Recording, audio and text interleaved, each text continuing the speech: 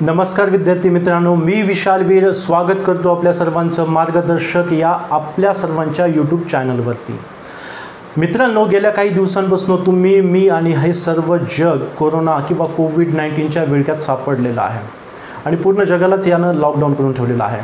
सध्या आपण बघतोय की आपल्या राज्य सरकारनं आणि आपल्या केंद्र सरकारनं बऱ्याचशा गाईडलाईन्स, बऱ्याचशा सूचना आपल्याला दिलेल्या आहेत, बरेचसे नियम व अटी लागू केलेले आहेत आणि एक सुजाण नागरिक असल्या कारणानं आपण हे फॉलो केलेच पाहिजे। आणि स्पेशली तुम्ही, मी, वी आर ॲन ॲस्पायरंट्स, आपण सर्व भावी अधिकारी आहोत, तर आपल्याकडनं हे जास्त एक्सपेक्टेड आहे की चुकूनही आपण हे नियम मोडले नाही पाहिजे, घरातच आपण थांबलं पाहिजे।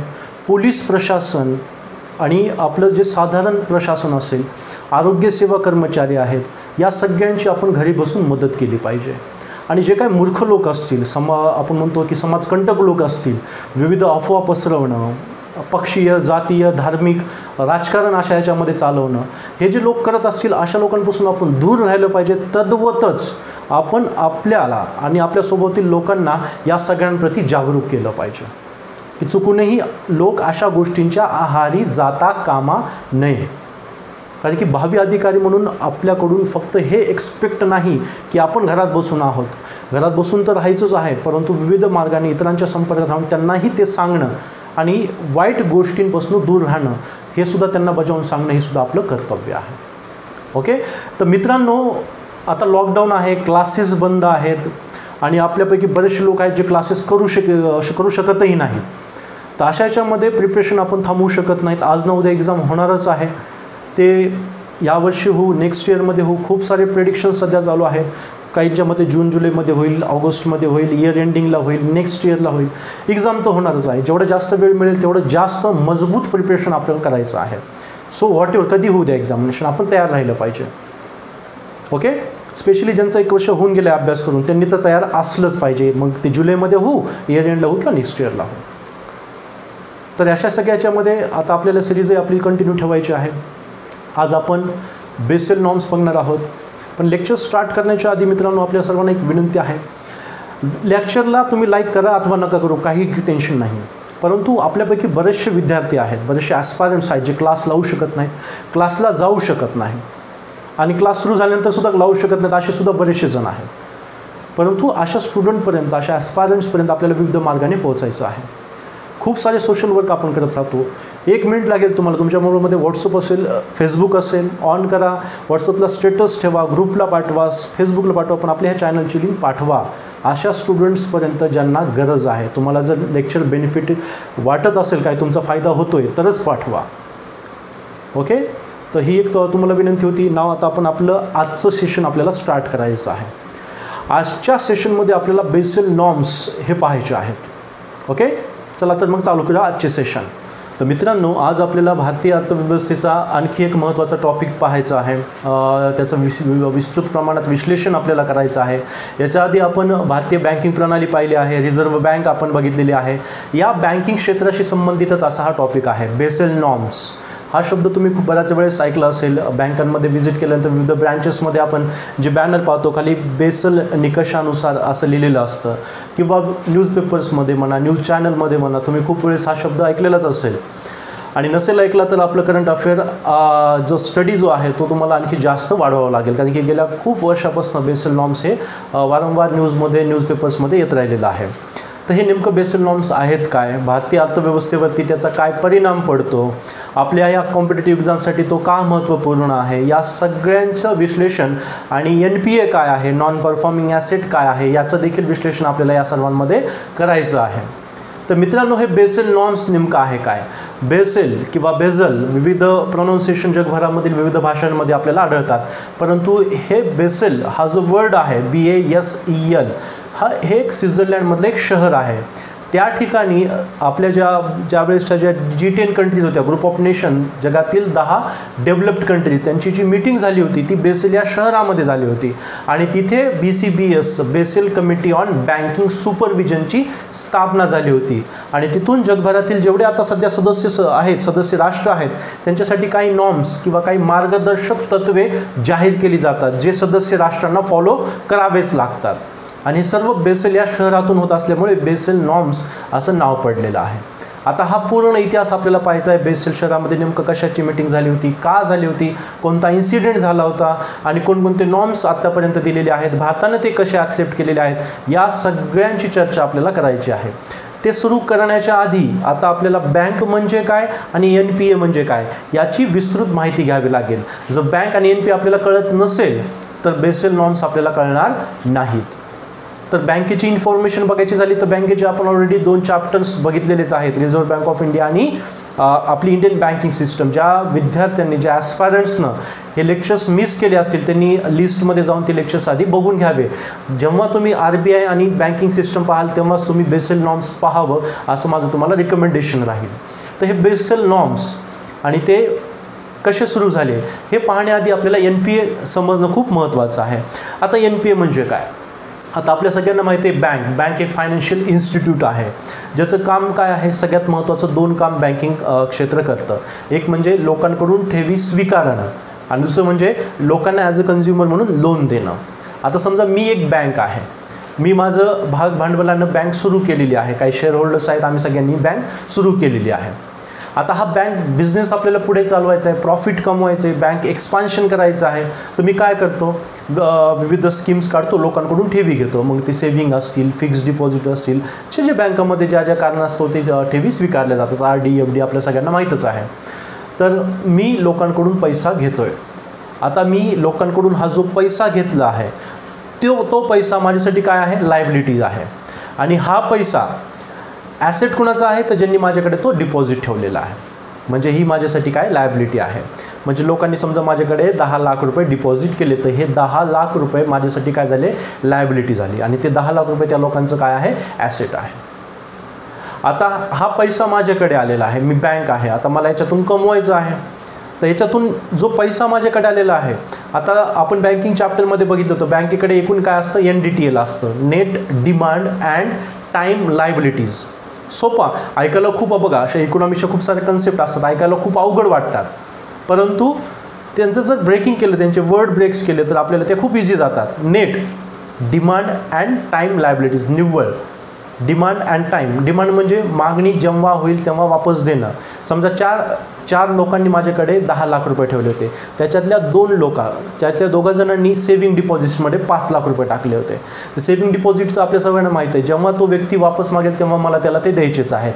तर मी काय करणार, ते माझ्याकडे जपून ठेवणार. मी ते लोकांना लोन म्हणून नाही देणार, कारण की हा पैसा जर मी लोन म्हणून दिला आणि उद्या ते लोक मागायला आले तर सडनली मी त्यांना कुठून देऊ, तर बँक बँकरप्ट होऊन जाईल. मी बँकरप्ट होऊन जाईल म्हणजेच बँक बँकरप्ट होऊन जाईल. तर मी ते 2 लाख रुपये ठेवले आणि दुसऱ्या 2 जणांनी 5 लाख रुपये जे माझ्याकडे ठेवले होते ते FD RDच्या स्वरूपामध्ये ठेवले होते, जे की फिक्स आहेत, म्हणजे टाईम लायबिलिटीज आहेत. नेट डिमांड म्हणजे सेव्हिंग डिपॉझिट जे आपल्याला वापस द्यायचे. तर टाईम लायबिलिटीज म्हणजे ह्या FD आणि RD, म्हणजे एक टाईमसाठी. आता FD टाकली तर 1 वर्षासाठी असेल, 2 वर्षासाठी असेल, RD वगैरे सुद्धा आपल्याला माहिती आहे फिक्स टाईमसाठी दिलेले असतात. म्हणजे मला माहिती आहे की ते दोघं 5 लाख रुपये, आता 5 लाख रुपयांची त्यांनी FD केलेली आहे 2 वर्षासाठी, तर 2 वर्ष ते येणार नाहीत. तर मला ती गॅरंटी आहे. अशा याच्यामध्ये मग मी काय केलं, ते जे 5 लाख रुपये होते ते मी एका कस्टमरला लोन दिलं. पर्सनल लोन असेल, होम लोन असेल, बिझनेस लोन, व्हॉट एव्हर जे काही लोन असेल, म्हणजे मी ते 5 लाख रुपये दिले. आता हे जे 10 लाख रुपये सेव्हिंग डिपॉझिटमधून 5 लाख आणि FDमधून 5 लाख, 10 लाख रुपये माझ्याकडे आले होते, तर ते माझ्यासाठी लायबिलिटी होती आणि त्या लोकांसाठी ते ॲसेट होतं. तर ही माझी जी लायबिलिटी आहे त्याच्यापैकी 5 लाख रुपये मी लोन दिलं. आता हे लोन देताना मी ज्या व्यक्तीला दिलेलं आहे त्या व्यक्तीसाठी ती लायबिलिटी आहे आणि तो पैसा मी त्यांच्याकडे जो दिलेला आहे ते माझ्यासाठी काय झालं, ॲसेट. म्हणजे बँक स्वतःची लायबिलिटी ॲज अ ॲसेट म्हणून लोन म्हणून देऊ शकते. बरोबर. आता हे बँकेचे काम असतं. सगळ्यात महत्त्वाचं सेव्हिंग स्वीकारणं, म्हणजे डिपॉझिट स्वीकारणं आणि लोन देणं. आता मी ॲसेट म्हणून त्या व्यक्तीला लोन दिलेलं आहे, राईट. मी 5 लाख रुपये त्याला लोन दिला आणि त्याला सांगितलं की बाबा दर महिन्याला तुला एवढा EMI येईल.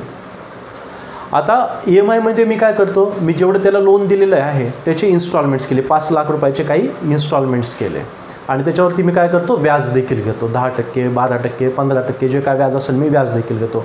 म्हणजे समजा 10,000 रुपये इन्स्टॉलमेंट होत असेल आणि त्याच्यामध्ये वरचे काय 200, 300, 400, 500, 1000 रुपये असेल ते व्याज असेल, म्हणजे 10,500 रुपये त्याला द्यायचे, तर 10,000 रुपये इन्स्टॉलमेंट आणि वर 500 रुपये पण मला देतोय आणि ते 500 माझं काय झालं, इन्कम झालं. बँक असं कमावते.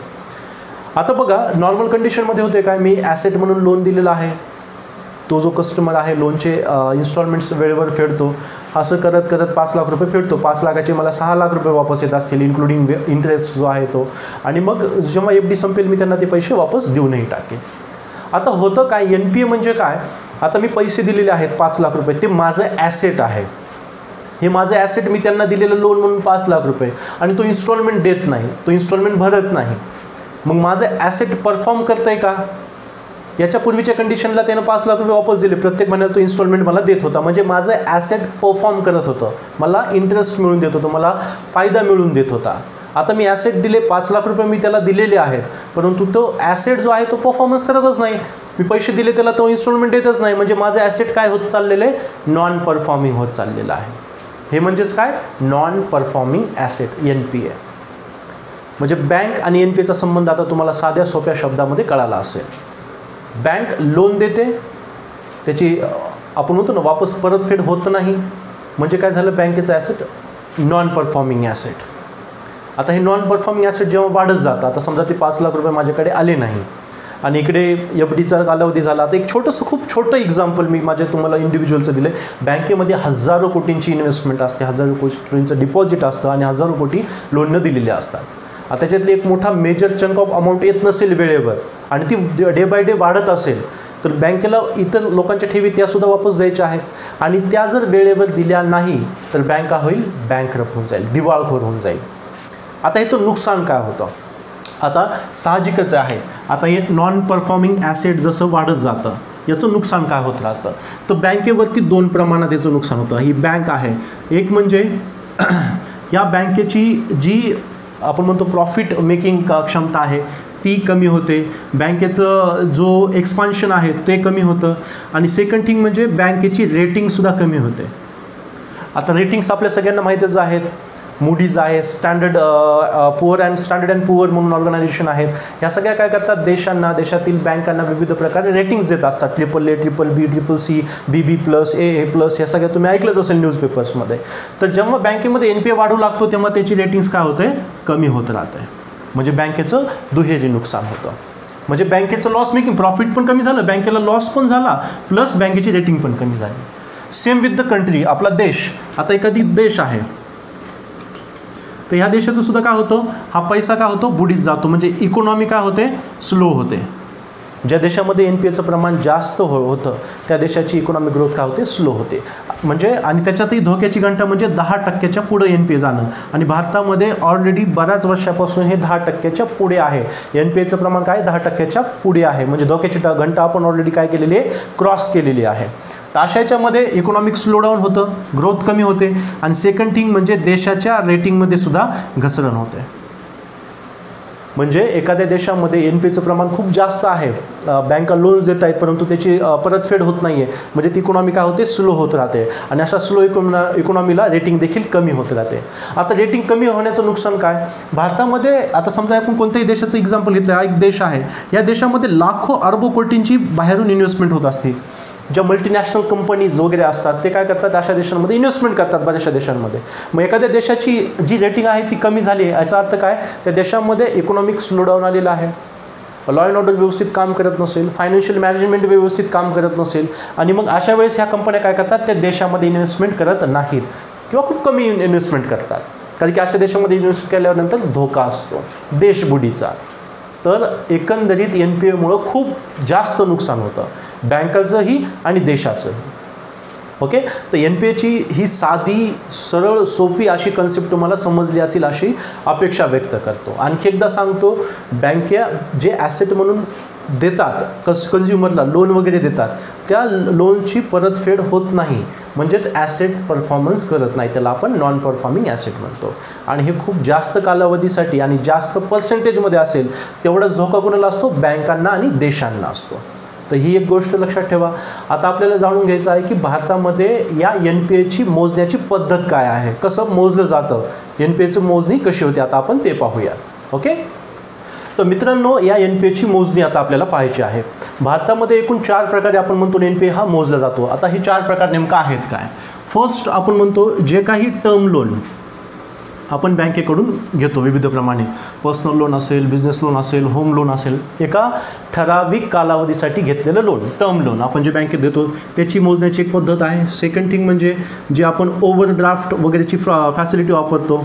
बऱ्याच वेळेस आपण बघितलेलं असेल की ज्याचे करंट अकाउंट वगैरे बँकेमध्ये असतात आणि त्यांची जो रेप्युटेशन आहे, त्यांचा जो ट्रान्झॅक्शन हिस्ट्री आहे, याच्यानुसार एक बँक एक लिमिट सेट करते.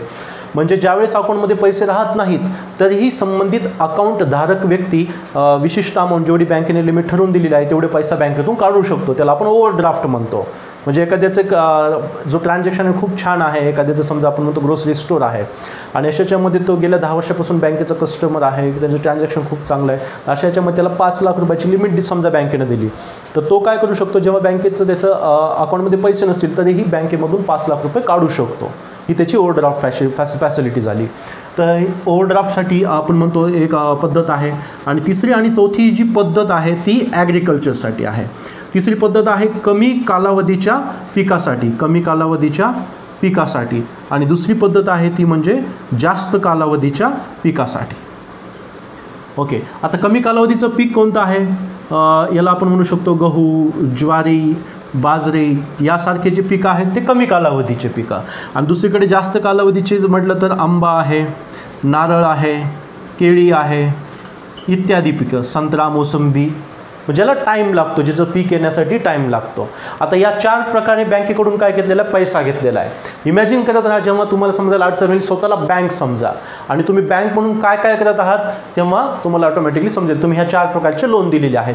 आता ह्याच्यामध्ये टर्म लोन जेव्हा तुम्ही लोन देत आहेत आणि इन्स्टॉलमेंट तुम्ही प्रत्येक महिन्याला ठेवलेले आहेत आणि समजा एखाद्या व्यक्तीने 3 महिने इन्स्टॉलमेंट दिली नाही, म्हणजेच किती 90 डेज तुमचं इन्स्टॉलमेंट वापस दिलं नाही. सेकंड ह्याच्यामध्ये ओव्हरड्राफ्ट किंवा ह्याला आपण कॅश क्रेडिट असं सुद्धा म्हणतो. या फॅसिलिटीमध्ये सुद्धा 3 महिने म्हणजेच किती 90 दिवस एखाद्यानं पैसे वापस दिले नाही तर अशा ह्याच्यामध्ये तुम्ही काय करता, या संपत्तीला NPA म्हणून घोषित करता, नॉन परफॉर्मिंग ॲसेट म्हणून तुम्ही काय करता, घोषित करता.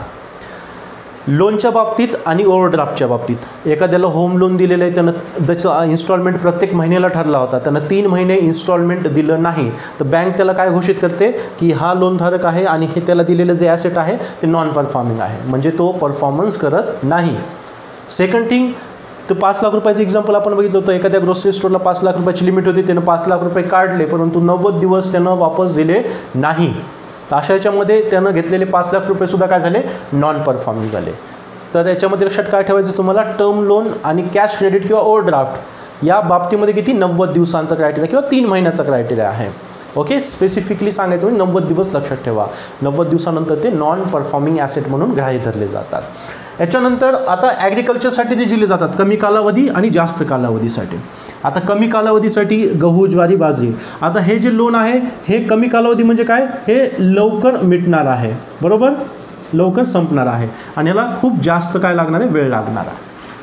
तर मग याच्यासाठी काय केलं तर याच्यामध्ये जास्तीत जास्त 2 सीझन किंवा आपण तो 2 हंगाम वाट बघितली जाते. खरीप, रब्बी सीझन आपल्याला माहीतच आहे ना. तर अशा याच्यामध्ये 2 सीझन जर कंटिन्युअसली त्यानं इन्स्टॉलमेंट्स दिले नाही, कर्जाची परतफेड झाली नाही 2 सीझन, तर अशा वेळेस ते ॲसेट काय बनून जातं, नॉन परफॉर्मिंग ॲसेट. आता हे जास्त कालावधीसाठी चालणारं लोन आहे, याला 2 सीझन थांबून तर जमणार नाही, 2-4 वाढत राहतील. तर याला फक्त काय 1 सीझन म्हटलेलं आहे, 1 सीझन, कारण की हे लवकर संपतं, हे लवकर संपणार नाही आहे. मग असे सीझन टू सीझन वाढत गेलं आणि बँकेला मोठा लॉस होऊ शकतो. तर जास्त कालावधीसाठी जे लोन दिलेले बँका फक्त 1 सीझनच वाट बघतात. 1 सीझन, 1 हंगाम संपला आणि जर तुम्ही इन्स्टॉलमेंट दिली नाही, परतफेड होत नसेल तर अशा याच्यामध्ये काय करणार, त्या लोनला किंवा त्या ॲसेटला नॉन परफॉर्मिंग ॲसेट म्हणून घोषित करणार. म्हणजे कमी कालावधीसाठी बँकेने जी इन्स्टॉलमेंट तुम्हाला फिक्स केलेली आहे ती तुम्हाला 2 हंगामाच्या आत भरावी लागेल. जर तुम्ही भरली नाही कमी कालावधीच्या याच्यामध्ये तर ते NPA होईल. आणि जास्त कालावधीच्या बाबतीत सेम अमाऊंट जर तुम्ही भरली नाही की ती 1 हंगामासाठी तर ती काय होऊन जाईल, नॉन परफॉर्मिंग ॲसेट होऊन जाईल. तर अशा याच्यामध्ये हे 4 प्रकारे आपण काय केलं जातं, आपल्या याच्यामध्ये जी आपण म्हणतो ना बँकेची जी संपत्ती आहे जी परफॉर्मन्स करत नाही, नॉन परफॉर्मिंग ॲसेट म्हणून कॅल्क्युलेशन केलं जातं. आणि ह्या कॅल्क्युलेशनहून 3 प्रकारे संपत्तीला विभागलं जातं. सगळ्यात पहिलं आपल्याला दिसतं ती म्हणजे निमदर्जाची संपत्ती, निमदर्जाची, किंवा याला आपण म्हणतो सब स्टँडर्ड ॲसेट. सेकंड थिंग असते ती म्हणजे अनिश्चित संपत्ती, किंवा याला म्हणतो आपण डाऊटफुल ॲसेट. आणि थर्ड असतं लॉस ॲसेट, म्हणजे पूर्णपणे पैसा आता काय झाला, लॉस्ट झाला, गेला, संपला. या तीन याच्यामध्ये संपत्तीला विभागलं जातं. याच्यावरती याच्या आधीसुद्धा क्वेश्चन्स आलेले आहेत ह्या क्रायटेरियावरती आणि ह्या संपत्तीच्या प्रकारावरती, त्यामुळे व्यवस्थित समजून घ्या. तर निम्न दर्जाची किंवा याला आपण म्हणतो सब स्टँडर्ड. आता शब्दामध्येच बघा, दर्जा, स्टँडर्ड. दर्जा म्हणजे काय, जी संपत्ती जाते आणि येतेही व्यवस्थित, तिला आपण स्टँडर्ड ॲसेट म्हणतो. निम्न दर्जाची म्हणजे व्यवस्थित इथे वापस येत नसेल. आता NPA आपण बघितलं 90 दिवसांसाठी डिक्लेअर केलं गेलं, तर 90 दिवस आता आपण बघितलं त्याच्यामध्ये ते 1 वर्ष, म्हणजे 1 वर्षापर्यंत जर पैसे वापस येत नसतील, म्हणजे आता मी 5 लाख रुपये लोन दिले आणि त्यानं 1 वर्ष झालं ते वापस फेडतच नाही आहे, तर माझे पैसे वापस येण्याची जी गॅरंटी आहे ती हळूहळू काय होत चालली आहे, कमी होत चालली आहे. बरोबर की नाही. तर अशा याच्यामध्ये 1 वर्षापर्यंत मी काय म्हणतो, त्या पैशांना NPA जेव्हा मी घोषित करतो, अरे 3 इन्स्टॉलमेंट आले नाही, 3 महिने मी त्याला NPA घोषित केलं. आता त्या 3 महिन्यापासून ते 1 वर्षापर्यंत मी त्या संपत्तीला, माझ्या त्या 5 लाख रुपयांना मी काय म्हणतो, सब स्टँडर्ड. त्यानं वेळेवर दिले असते तर स्टँडर्ड पैसा आहे, जातोय येतोय, स्टँडर्ड चालू आहे. सब स्टँडर्ड निम्न दर्जाचा पैसा म्हणजे जातोय परंतु परफॉर्मन्स करतोय का, नाही करत, म्हणून तो काय झाला, निम्न दर्जाचा पैसा झाला, सब स्टँडर्ड झाला. तर तो केव्हा मी डिक्लेअर केला, 1 वर्षापर्यंत. 1 वर्षानंतर काय, तर 1 वर्षानंतर जेव्हा 365 दिवस होऊन जातील, 1 वर्ष होऊन जाईल, तेव्हा मी त्याला काय म्हणेन, अनिश्चित संपत्ती. अनिश्चित म्हणजे आता काय गॅरंटी नाही आहे की पैसे वापस येतील, कारण की 1 वर्ष होऊन गेलं, त्याने इन्स्टॉलमेंट दिले नाही, म्हणजे आता काय होणार, गॅरंटी पूर्णपणे काय होत चालली आहे, संपत चालली आहे. आणि जेव्हा 1 वर्ष क्रॉस होतो आणि मग तो अनिश्चित होतो, अनिश्चित झाल्यानंतर बँक, इथं लक्षात ठेवा, बँक किंवा बँक ऑर गव्हर्मेंट, बँका किंवा शासन, दोघांपैकी एक किंवा कोणीही, बँक किंवा शासन, कोणीही जेव्हा डिक्लेअर करतो की 365 दिवस म्हणजे 1 वर्ष होऊन गेलेले आणि ही अनिश्चित संपत्ती येऊ शकत नाही. आता 1 वर्ष होऊन गेलं, मी काय म्हटलं, माझे ते 1 वर्षापर्यंत मी त्या 5 लाख रुपयांना काय म्हणत होतो, सब स्टँडर्ड आहे, त्याची काय गॅरंटी नाही आहे, म्हणजे परफॉर्मन्स करत नाही, म्हणून निम्न दर्जाची ते 5 लाख रुपये संपत्ती आहे, सब स्टँडर्ड. 1 वर्ष होऊन गेलं, मी काय म्हणलं, आता अनिश्चित झालेलं आहे, मला त्याची गॅरंटी नाही आहे वापस यायची, हे मी डिक्लेअर केलं.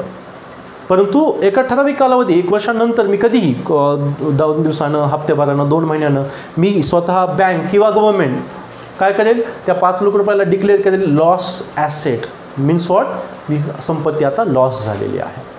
आणि अशा बऱ्याचशा केसेस आपण आता सध्या न्यूजमध्ये वगैरे पाहतोय की ॲसेट का होत चाललं आहे, बँकेचं लॉस्टमध्ये चाललं आहे. कारण की NPAचं प्रमाण बघितलं आपण, जेव्हा बँकेचं आपण म्हणतो गव्हर्नमेंटचं कंट्रोल इस्टॅब्लिश झालं होतं, आपण बँकिंगच्या याच्या फेजमध्ये बघितलेलं इंडियन बँकिंग सिस्टममध्ये.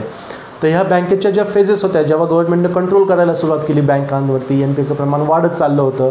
ग्लोबलायझेशनच्या याच्यामध्ये काही रेस्ट्रिक्शन हटवले, बँका आल्या, प्रायव्हेट बँका देखील आल्या, त्याच्यानुसार त्यांनी विविध सेक्टर्सला लोन देत गेले. आता सध्या रिसेंट आपण येस बँकेची केस बघितलेलीच आहे. येस बँकेच्या याच्यामध्ये सुद्धा काही ठराविक कॉर्पोरेशन्सलाच त्यांना लोन दिले.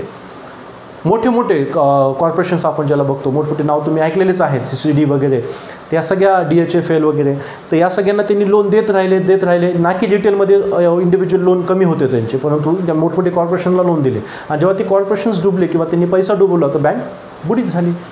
तर NPA प्रमाण खूप जास्त दिवस राहिलं तर ते ॲसेट लॉस होतं, बँकेला खूप मोठं नुकसान होतं. येस बँकच्या डुबण्यामुळे बघितलंच असेल तुम्ही, शेअर मार्केटवरती किती इम्पॅक्ट झाला, भारतीय इकॉनॉमीवरती किती इम्पॅक्ट झाला, जसं की आता कोरोनामुळे आपल्या पूर्ण याच्यामध्येच होत आहे. ह्या सगळ्या गोष्टी एकदाच आल्या आपल्या याच्यामध्ये, सिस्टममध्ये. सो 1 वर्षाच्या पुढे गेल्यानंतर ते लॉस ॲसेट म्हणून बँक किंवा गव्हर्नमेंट काय करू शकतं, डिक्लेअर करू शकतं. आणखी एकदा रिवाईज, मोजण्याच्या 4 पद्धती, NPA मोजण्याच्या 4 पद्धती आहेत. कोणत्या 4 पद्धती? टर्म लोन आपण घेतोय, 90 दिवस फेडत नाहीत, NPA झाला. आपली ओव्हरड्राफ्ट आहे, कॅश क्रेडिट आहे, आपण घेतलेलं आहे, वापस देत नाहीत 90 दिवस, NPA झाला. शेतीच्या बाबतीत कमी कालावधीसाठी गहू, ज्वारी, बाजरी जे एका हंगामामध्ये पीक येतं कमी कालावधीसाठी घेतला असेल 2 सीझन, बघा इथं वाईस वर्ष आहे, कमी कालावधीसाठी घेतलेले बँक 2 सीझन वाट बघेल, 2 सीझन इन्स्टॉलमेंट आलं नाही NPA, आणि इकडे जास्त कालावधीसाठी असेल तर एकच सीझन वाट बघणार, कारण की ते एक सीझन, कारण की ते लॉंग टर्म चालणार आहे. त्यामुळे एक सीझन जरी तुम्ही एक सीझनमध्ये इन्स्टॉलमेंट दिली नाही, जे काही इन्स्टॉलमेंट ठरलेल्या होत्या त्या इन्स्टॉलमेंट्स आल्या नाही, तर ते तुमचं जे ॲसेट असेल बँकेने तुम्हाला दिलेलं त्या लोनधारकांना ते नॉन परफॉर्मिंग NPA होऊन जाईल.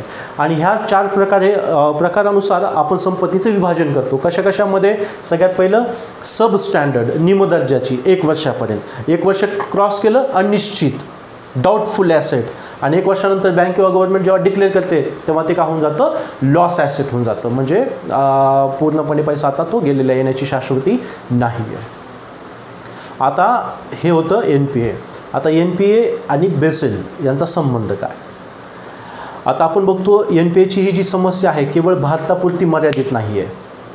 जगभरामधले बरेचसे देश आज आपण बघतो की नॉन परफॉर्मिंग ॲसेटच्या यानं ग्रासलेले आहेत. 2008ला आपल्या सगळ्यांना माहितीच असेल, ग्लोबल मेल्टडाऊन हा शब्द आपण वापरतो, किंवा सोप्या भाषेमध्ये जागतिक मंदी आपण त्याला म्हणतो.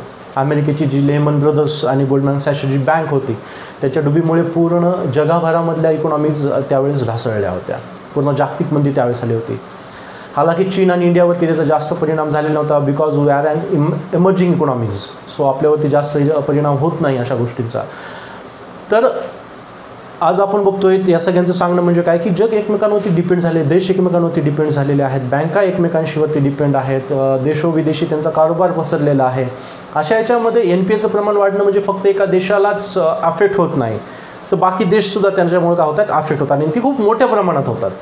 अशा याच्यामध्ये जर आपण सगळ्याच बँकासाठी सेम गाईडलाईन दिली, तर अशी गाईडलाईन की जी जगभरातल्या बँकांना लागू असेल, तर होईल काय, बँकांमधलं कोऑर्डिनेशन वाढेल.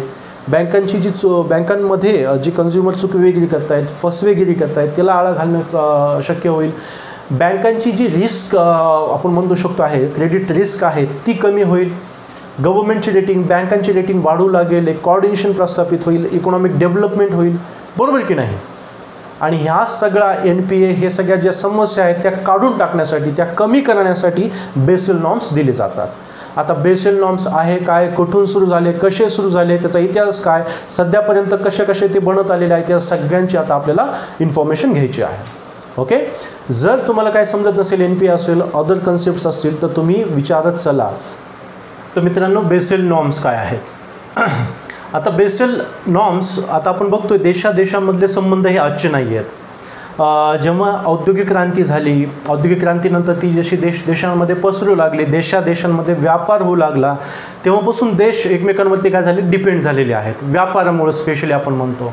म्हणजे ग्लोबलाइज जगाची आधुनिक सुरुवात आपण जरी 90sच्या नंतर बघितलेली आहे, परंतु देशांमधले आज असलेली डिपेंडन्सी ही फार आधीची आहे. व्यापारामुळं, वसाहतवादामुळं देशांमधले संबंध वाढत गेले होते, एकमेकांवरची डिपेंडन्सी वाढत गेली होती. तर आता अशा याच्यामध्ये आपण म्हणतो फर्स्ट वर्ल्ड वॉर झाला, सेकंड वर्ल्ड वॉर झाला, देशांची डिव्हिजन झालं होतं, कोल्ड वॉर सुरू झाला. युरोपियन देश आणि USA आपण म्हणतो त्यांना एक लिबरल आयडिओलॉजीचं ॲडॉप्टेशन केलं, कॅपिटलिझमला स्वीकारलं, व्यापार वाढवला, आंतरराष्ट्रीय व्यापार वाढवला, आणि अशा याच्यामध्ये काय झालं, देशांची डिपेंडन्सी एकमेकांवरची आणखी जास्त स्वरूपामध्ये वाढत गेली.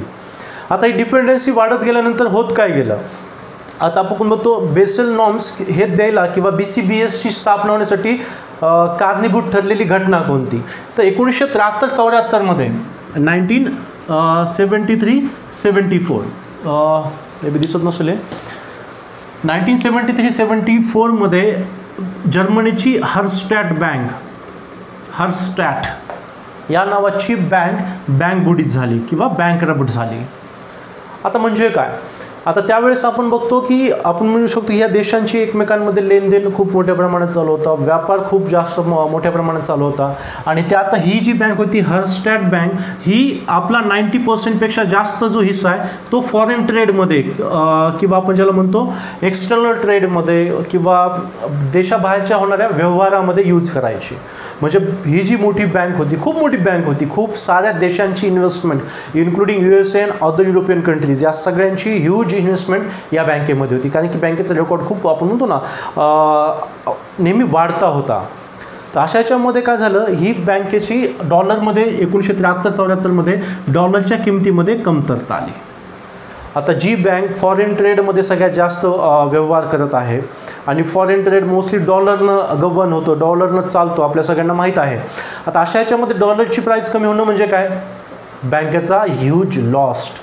आणि या सगळ्या याच्यामध्ये ही बँक काय झाली, त्या वर्षी डुबली किंवा बँकरप्ट झाली. आणि या बँकेमध्ये ज्या ज्या देशांचा आपण म्हणतो इन्व्हेस्टमेंट होती, या देशांच्या इकॉनॉमीसुद्धा काय झाल्या, ढासळल्या. आणि हा इन्सिडेंट ग्लोबल बँकिंग सिनॅरिओ बदलणारा होता. आता ही गोष्ट सगळ्यांना आपण म्हणतो ना खूप जास्त प्रमाणात समजली की आपली जशी डिपेंडन्सी व्यापारामध्ये आहे ना, आणि जेवढं फॉरेन एक्सचेंज आपल्या ह्याच्यामध्ये चालतो, तर अशा सगळ्यांचा परिणाम कशावर होतो, बँकेवर होतो. आणि एक बँक जरी डुबली तरी तिचा परिणाम काय होतो, संबंधित सर्व देशांवरती होतो. म्हणजे नुकसान काय, सर्वांचंच आहे. एक बँक सर्वांचं नुकसान करू शकते.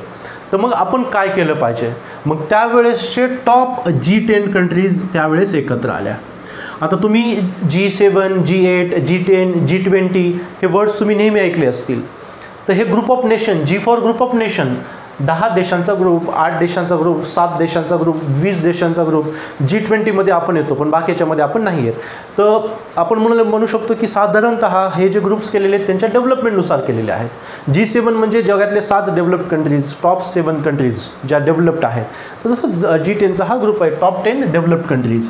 आता तुम्ही सिम्पल हे तुम्हाला जर जाणून घ्यायचं असेल G10मध्ये कोणकोणत्या कंट्रीज येतात, गुगलवरती G10 टाईप करा, तुम्हाला कंट्रीची लिस्ट येईल विकिपीडियावरती. एक गोष्ट लक्षात ठेवा, जे फॅक्च्युअल क्वेश्चन्स आहेत ना बरेचशा ऑर्गनायझेशन्सच्या असतील किंवा न्यू ज्या कन्सेप्ट असतात त्याच्यावरती असतील, जे UPSCमध्ये आणि MPSCमध्ये बरेचसे क्वेश्चन्स हे विकिपीडियाच्या पहिल्या पॅराग्राफमधून येतात. असं नाही की ते कमिशन्स त्याची कॉपी करतायत, परंतु जी आपण म्हणतो विकिपीडियाचा जो फर्स्ट पॅराग्राफ असतो तो खूप फॅक्च्युअल डेटाने भरलेला असतो. आणि आपण म्हणू शकतो की त्या विषयाची, त्या कन्सेप्टची, त्या ऑर्गनायझेशनची ओळख त्याच्यामध्ये असते. सो पहिला पॅराग्राफ खूप इम्पॉर्टंट असतो. मायक्रो नोट्स काढताना त्या पॅराग्राफमधल्या नोट्स काढत चाला. सो तुम्हाला G10 कंट्रीज पाहिजे तर बघू शकता तुम्ही, आणि ती लक्षातही राहू द्या कोणकोणत्या कंट्रीज आहेत. त्याच्या आधी G7, G8मधल्या विचारलेले गेलेले आहेत. तर G10 कंट्रीज त्यावेळेस एकत्र आल्या. आणि ते एकत्र कुठे आल्या, तर बेसेल या शहरामध्ये एकत्र आल्या. बेसेल हे स्वित्झर्लंडमधलं एक महत्त्वाचं शहर आहे. आणि महत्त्वाचं का, कारण की स्वित्झर्लंडच्या बेसेल या शहरामध्ये एक BIS हेडक्वार्टर देखील आहे. BIS म्हणजे काय, Basel banking international settlement, bank for international settlement. International सेटलमेंटचा अर्थ तुम्हाला माहितीच आहे, आपण बँकिंगच्या चॅप्टरमध्ये बघितलेलंच आहे. मी तुम्हाला सांगितलं होतं की माझ्याकडे समजा HDFC कार्डचं ATM आहे, मी SBIमधून पैसे काढले, तर SBIचं सर्व्हर HDFCच्या सर्व्हरला सांगतो की तुझ्या कस्टमरने एवढे पैसे काढलेले आहेत. ते HDFCचं सर्व्हर SBIच्या सर्व्हरला तेवढे पैसे काय करतं, ट्रान्झॅक्ट करतं. म्हणजे दोघांमध्ये काय झालं, सेटलमेंट झाली. सेम आता इथे 2 ATM होते, तसे देश जगभरामध्ये किती सारे देश आहेत, जगभरामध्ये व्यापार होतो की नाही, मग त्यांच्या देखील जी ट्रान्झॅक्शन आहे, जे पैसे आहे त्याचं सेटलमेंट देखील होत असेल की नाही. तर हे सेटलमेंट ऑर्गनाइज किंवा त्याला सुपरवाइज करणारी जी बँक आहे ती म्हणजे ही BIS, bank for international settlement. दुसरी महत्त्वाची गोष्ट तुम्हाला सांगतो ती म्हणजे BISचा आणि बेसेल नॉर्म्सचा काही संबंध नाही आहे. BIS काही की एक्झाममध्ये स्टेटमेंट येतात की BISनुसार बेसेल नॉर्म्स दिले जातात. आणि आपल्या सगळ्यांना लक्षात काय असतं की यस BIS हेडक्वार्टर तर बेसेलमध्ये आहे आणि तेच बेसेल नॉर्म्स देत असेल, तर नाही. बेसेल नॉर्म्स ही BCBS द्वारे दिले जातात. BIS वेगळं, BCBS वेगळं. इमॅजिन करा की बेसेल ह्या शहरामध्ये एक बिल्डिंग आहे, पहिल्या फ्लोअरला BIS आहे आणि दुसऱ्या फ्लोअरला BCBS आहे. असं काही नाही आहे, काल्पनिक आहे, सांगतोय जस्ट तुम्हाला लक्षात राहावा म्हणून. फर्स्ट फ्लोअरला हे आहे, सेकंड फ्लोअरला, दोघांचा संबंध आहे का, काही नाही. BIS तिचं काम करते, BCBS तिचं काम करते. नाव BCBS काय आहे, व्हॉट इज BCBS? BCBS म्हणजे बेसेल, जिथे ती झाली होती बेझल विविध प्रोनाउन्सिएशन तिचे आहेत. Bessel committee on banking supervision, Bessel committee on banking supervision नावातच आहे. बेसेल या ठिकाणी एक कमिटी फॉर्म झाली आहे जिचं काम काय आहे, बँकिंगवर सुपरवाइज करणं. Bessel committee on banking supervision. तर BCBSची 1974 स्थापना केली. जेव्हा G10 कंट्रीज 1974ला जेव्हा हर्स्टेड बँक बुडाली त्याच वर्षी G10 कंट्रीज कुठे आल्या, बेसेल या शहरामध्ये आल्या आणि त्यांनी 1974 काय फॉर्म केलं, त्याच वर्षी BCBS फॉर्म केलं. आणि ह्या BCBSने ठरवलं की एक बँक जर बुडत असेल तर आपल्या सगळ्यांवरती काय पडतो, तिचा वाईट इम्पॅक्ट पडतो, त्याचा बॅड इम्पॅक्ट पडतो. तर अशा ह्याच्यामध्ये काय करायचे, आपण आपल्या ग्रुपसाठी काही रूल्स बनवणार आहोत, बँकिंग रूल्स बनवणार आहोत. आणि ह्या BCBSमध्ये कोण होतं, त्या देशाच्या सेंट्रल बँकेचे जे आपण म्हणतो ना गव्हर्नर्स असतील किंवा जे चेअरपर्सन असतील त्यांचा समावेश. जसं की आपली सेंट्रल बँक कोणती आहे, RBI आहे, तिचे गव्हर्नर आहेत. तसं त्यावेळेसच्या G10 बँका देश ज्या असतील त्या G10 मधल्या ज्या सेंट्रल देशाच्या त्या राष्ट्राच्या ज्या बँक असतील, म्हणजे एक बँक असते ना सेंट्रल, जशी अमेरिकेची फेडरल रिझर्व्ह बँक आहे, जशी आपली RBI आहे, तसे त्या G10 कंट्रीच्या ज्या सेंट्रल मध्यवर्ती बँक असतील त्या बँकांचे प्रमुख तिथे एकत्र आले होते. त्यांनी सांगितले की आता आपल्याला काय करायचं आहे, काही रूल्स, बंच ऑफ रूल्स ठरवायचे आहेत, ज्याचं काम काय, आपण आपल्या देशांमध्ये गेल्यानंतर आपल्या देशामध्ये असलेल्या बँकांकडून ते फॉलो करून घ्यायचे आहेत. आणि रूल्स काय असणार, सगळ्यांना समान असणार, सेम असणार. तर BCBS फॉर्म झाली. हळूहळू जसा व्यापार वाढत गेला, आपण म्हणतो देशाचे रिलेशन वाढत गेले 80s 90s. आज आपण बघितले तर जगामध्ये जवळपास सर्वच देश आता BCBSचे काय होत आहेत, सदस्य होत आहेत. म्हणजे जेवढे डेव्हलपिंग कंट्रीज आहेत, जे लॉ आपण म्हणतो जे देश इकॉनॉमिक गणतीमध्ये येत नाहीत, जे आपण म्हणू शकतो की लिस्ट डेव्हलप कंट्रीमध्ये म्हणून मोडले जातात, अशा देश वगळता जवळपास जे आंतरराष्ट्रीय व्यापारामध्ये समाविष्ट आहेत लगभग सर्वच देश आता काय आहेत, BCBSचे सदस्य आहेत, इन्क्लुडिंग अस, इंडिया. आता हे झालं आपल्या बेसेलचं हिस्ट्री. हर्स्टेड बँक होती, बँक डुबी झाली, तेव्हा सगळ्या जगाला कळालं की एक बँक पूर्ण जगाची अर्थव्यवस्था मंद करू शकते. म्हणून त्यांनी काय ठरवलं की आपण बंच ऑफ रूल्स बनवायचे, जे सगळ्या सदस्य राष्ट्रांना काय असतील, समानरित्या लागू असतील. त्या देशाच्या सेंट्रल बँकेचं हे कर्तव्य की त्या देशातून ते काय करून घेतील, फॉलो करून घेतील. आणि अशानुसार बेसेलची सुरुवात झाली. मग त्याच्यानंतर बेसेल नॉर्म्स, म्हणजे जेव्हा ही BCBS कमिटी काही रूल्स बनवते आणि ती जगभराला ती रूल्स देते, त्याला काय म्हणतो आपण, बेसेल नॉर्म्स किंवा बेसेलचे निकष असं म्हणतो आपण, बेसेल निकष. आता एकदा जेव्हा तुम्ही इथून पुढे बँकमध्ये जाल, विविध तुम्ही तिथे पॅम्पलेट्स वगैरे चिटकवलेले पाहाल किंवा गाईडलाईन्स चिटकवलेले पाहाल. तुम्हाला माहीत असेल नवीन बँकेने ज्यावेळेस KYC आपण म्हणतो कंपल्सरी केलं होतं काही वर्षांपूर्वी, तर KYC करणं कंपल्सरी आहे, त्यासाठी असे डॉक्युमेंट्स लागतील, असे मोठे मोठे बॅनर्स बँकेमध्ये लागलेले असायचे आणि खाली लिहिलेलं असायचं बेसल निकषानुसार. तर हे निकष, हे जे रूल्स आहेत ते बेसेलने दिलेले आहेत, बेसल कमिटीनं दिलेले आहेत. ते बेसेलमध्ये जी BCBS कमिटी आहे तिनं ते दिलेले आहेत, त्याला आपण नॉर्म्स म्हणतो. तर सगळ्यात पहिले 1988मध्ये, देन 2004मध्ये आणि देन 2010, आतापर्यंत अशा 3 वेळेस नॉर्म्स दिलेले आहेत. आणि 3ही नॉर्म्स आपण आता काय केलेले आहेत, लागू केलेले आहेत. आता हे बेसेल 3 नॉर्म्स काय आहेत, कोणत्या नॉर्म्समध्ये काय कशाचा संबंध, आपण तो काय म्हणतो त्याला, इन्व्हॉल्वमेंट कशाची होती आणि ते कोणकोणते म्हणजे भारताने कशा प्रकारे लागू केले आहेत, इतर देशांनी कसे लागू केले आहेत, ह्या सगळ्यांची इन्फॉर्मेशन आपल्याला पाहायची आहे. आणि याच्यामध्ये महत्त्वाचं म्हणजे काय, जे लेटेस्ट 2010चा नॉर्म्स आहेत ते आपण गेल्या वर्षी म्हणजे 2019ला लागू केलेले आहेत. त्याच्यानंतर कोणती एक्झाम झालेली नाही आहे, त्याच्यामुळे हा चॅप्टर आपल्यासाठी अतिशय महत्त्वाचा बनतो येणाऱ्या एक्झामिनेशनच्या दृष्टिकोनातून. नाव आता आपल्या डिटेल्समध्ये पाहायचे की बेसेल 1, बेसेल 2 आणि बेसेल 3 नॉर्म्स काय आहेत, त्यांची डिटेल्स आता आपण पाहूयात. तर मित्रांनो, बेसेल नॉर्म्स आता आपल्याला व्यवस्थितरित्या पाहायचे आहेत. तर सगळ्यात आधी बेसेल 1 जे 1988ला नॉर्म्स जाहीर केले होते, भारतानं 1999ला 99ला आपण हे अडॉप्ट केले 10 वर्षानंतर. आता हे काय होतं आहे, तर बेसेल नॉर्म्स फर्स्ट जे होते ऑलरेडी आपल्याला माहिती आहे, आपण त्याचा इतिहास बघितलेला आहे. आणि त्याच्यासाठी आज आपण बघतो की हे जे रूल्स बनवले होते ते पूर्ण देशासाठी समानरित्या लागू होणारे होते. तर अशाच्या बेसेल 1 नॉर्म्स दिले गेले. काही महत्त्वाच्या कन्सेप्ट्स या बेसेल 1मध्ये दिल्या गेल्या, ज्या कन्सेप्ट बेसेल 2 आणि बेसेल 3लाही समानरित्या लागू आहेत. त्याच्यामुळे ह्या कन्सेप्ट व्यवस्थित समजून घ्या.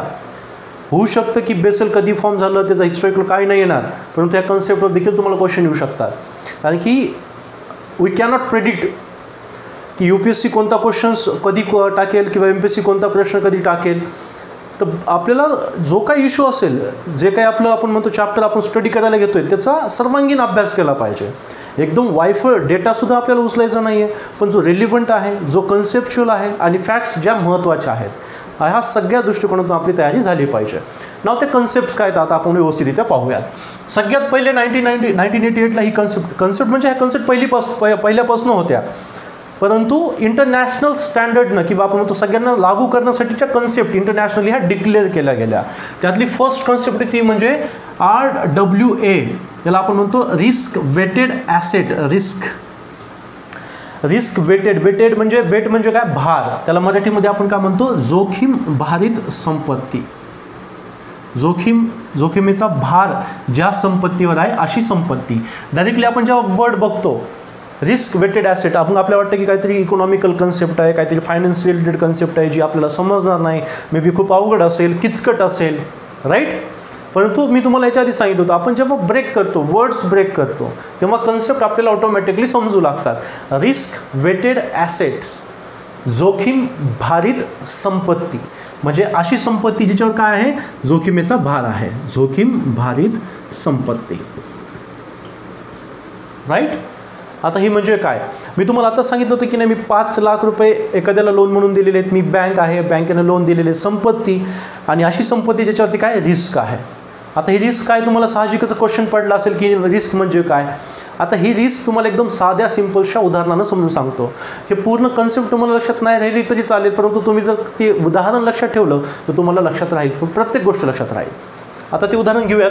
समजा एक बँक आहे, कोणती एक आपण बँक घेऊया, ABC बँक आहे.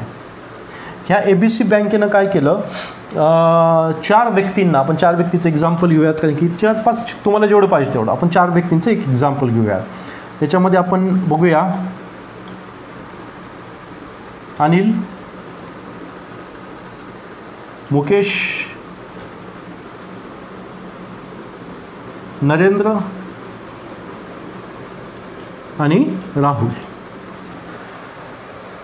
हे 4 लोक आहेत. त्याच्यापैकी अनिलनं ABC बँकेकडून बिझनेस लोन घेतलेला आहे, आणि मुकेशनं सेम बँकेकडून होम लोन घेतलेला आहे.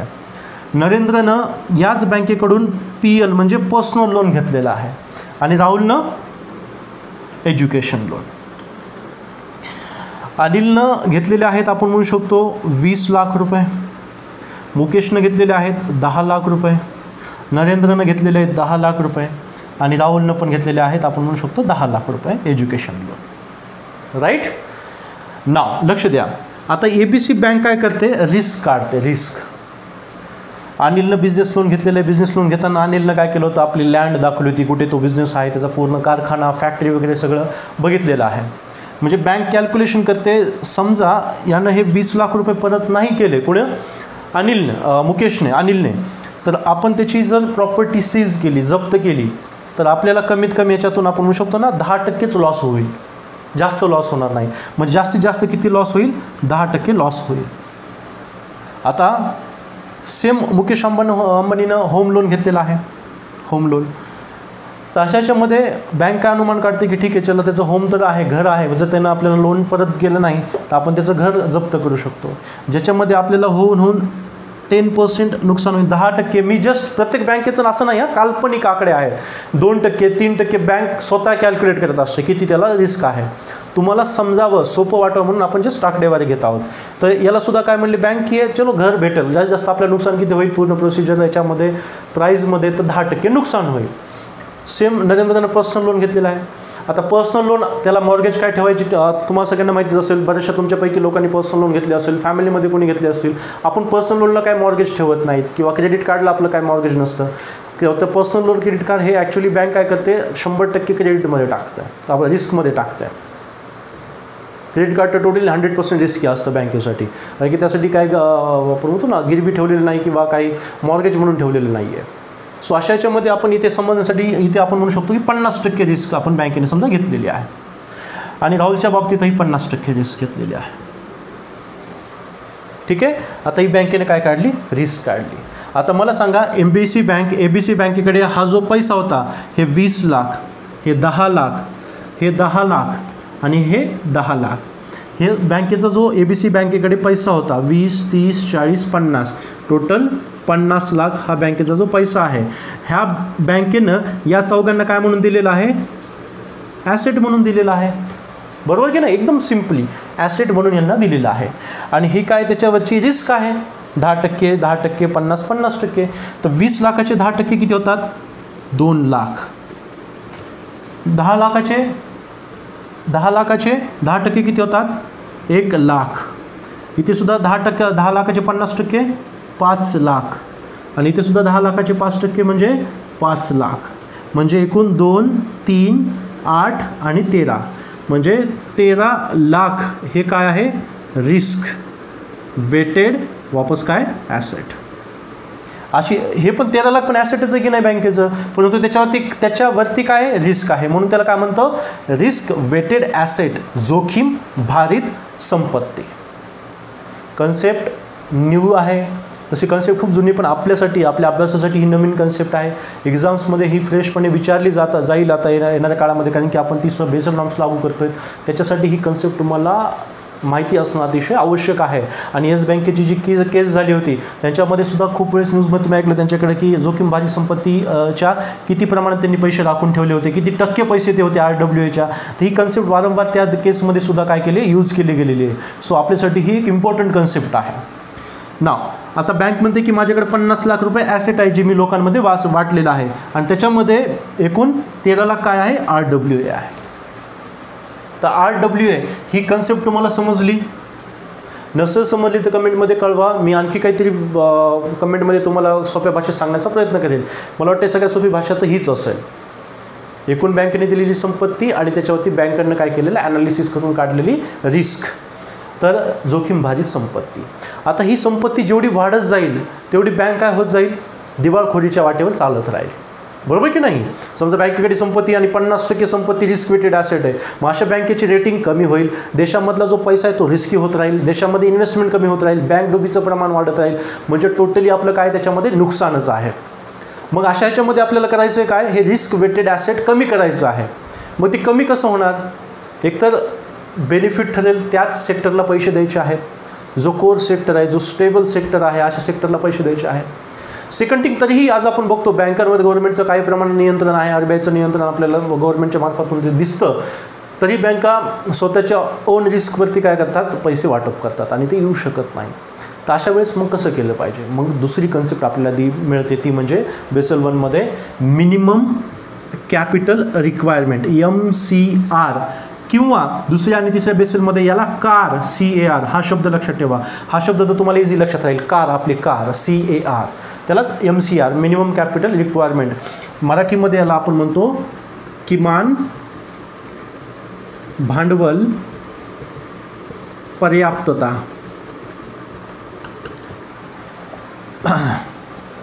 मिनिमम कॅपिटल रिक्वायरमेंट किंवा कॅपिटल ॲडिक्वसी रेशो, याला आपण म्हणतो भांडवल पर्याप्तता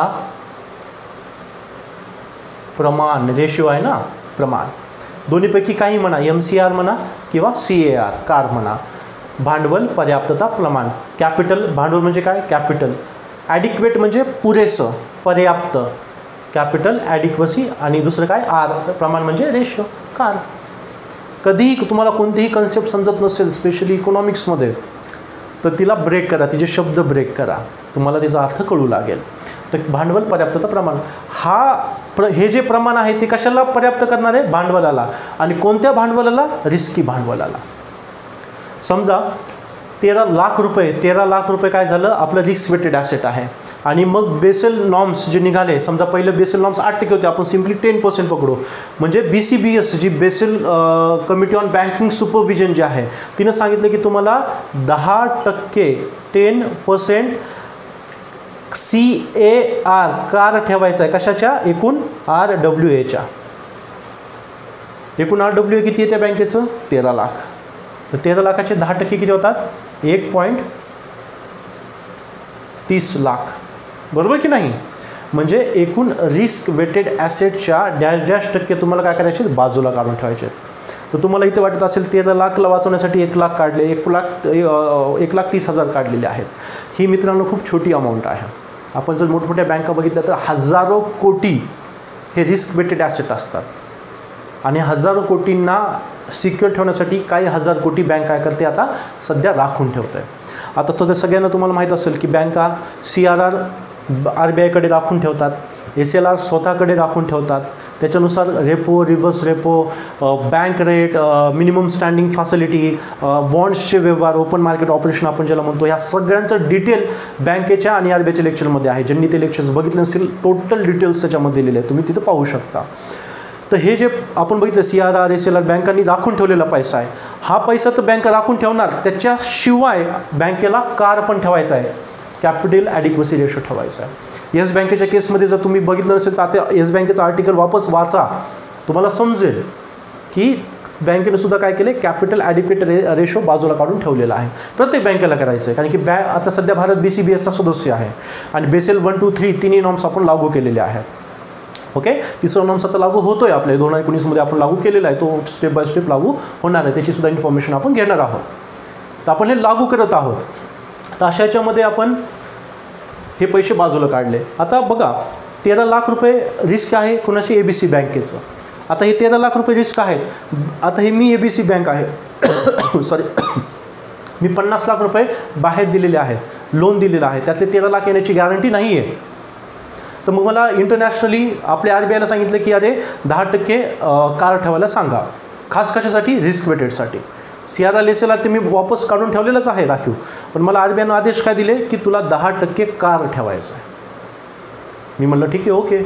मग मी बघितलं, अरे माझे एकूण किती आहे, 50 लाख बाहेर आहेत, त्यापैकी 13 लाख रिस्की आहेत आणि ते 13 लाखाच्या 10% मला काय करायचं आहे, कार बाजूला काढून ठेवायचं आहे, कॅपिटल ॲडिक्वसी रेशो. मग मी ते 13 लाखाचे 10% 1,30,000 जे माझ्याकडे ऑलरेडी होते, कारण की माझ्याकडे जेवढे पैसे देत मी सगळेचे सगळे लोन नाही देत, तर मी काय करतो, काही CRR काही SLRसाठी राखून ठेवतो.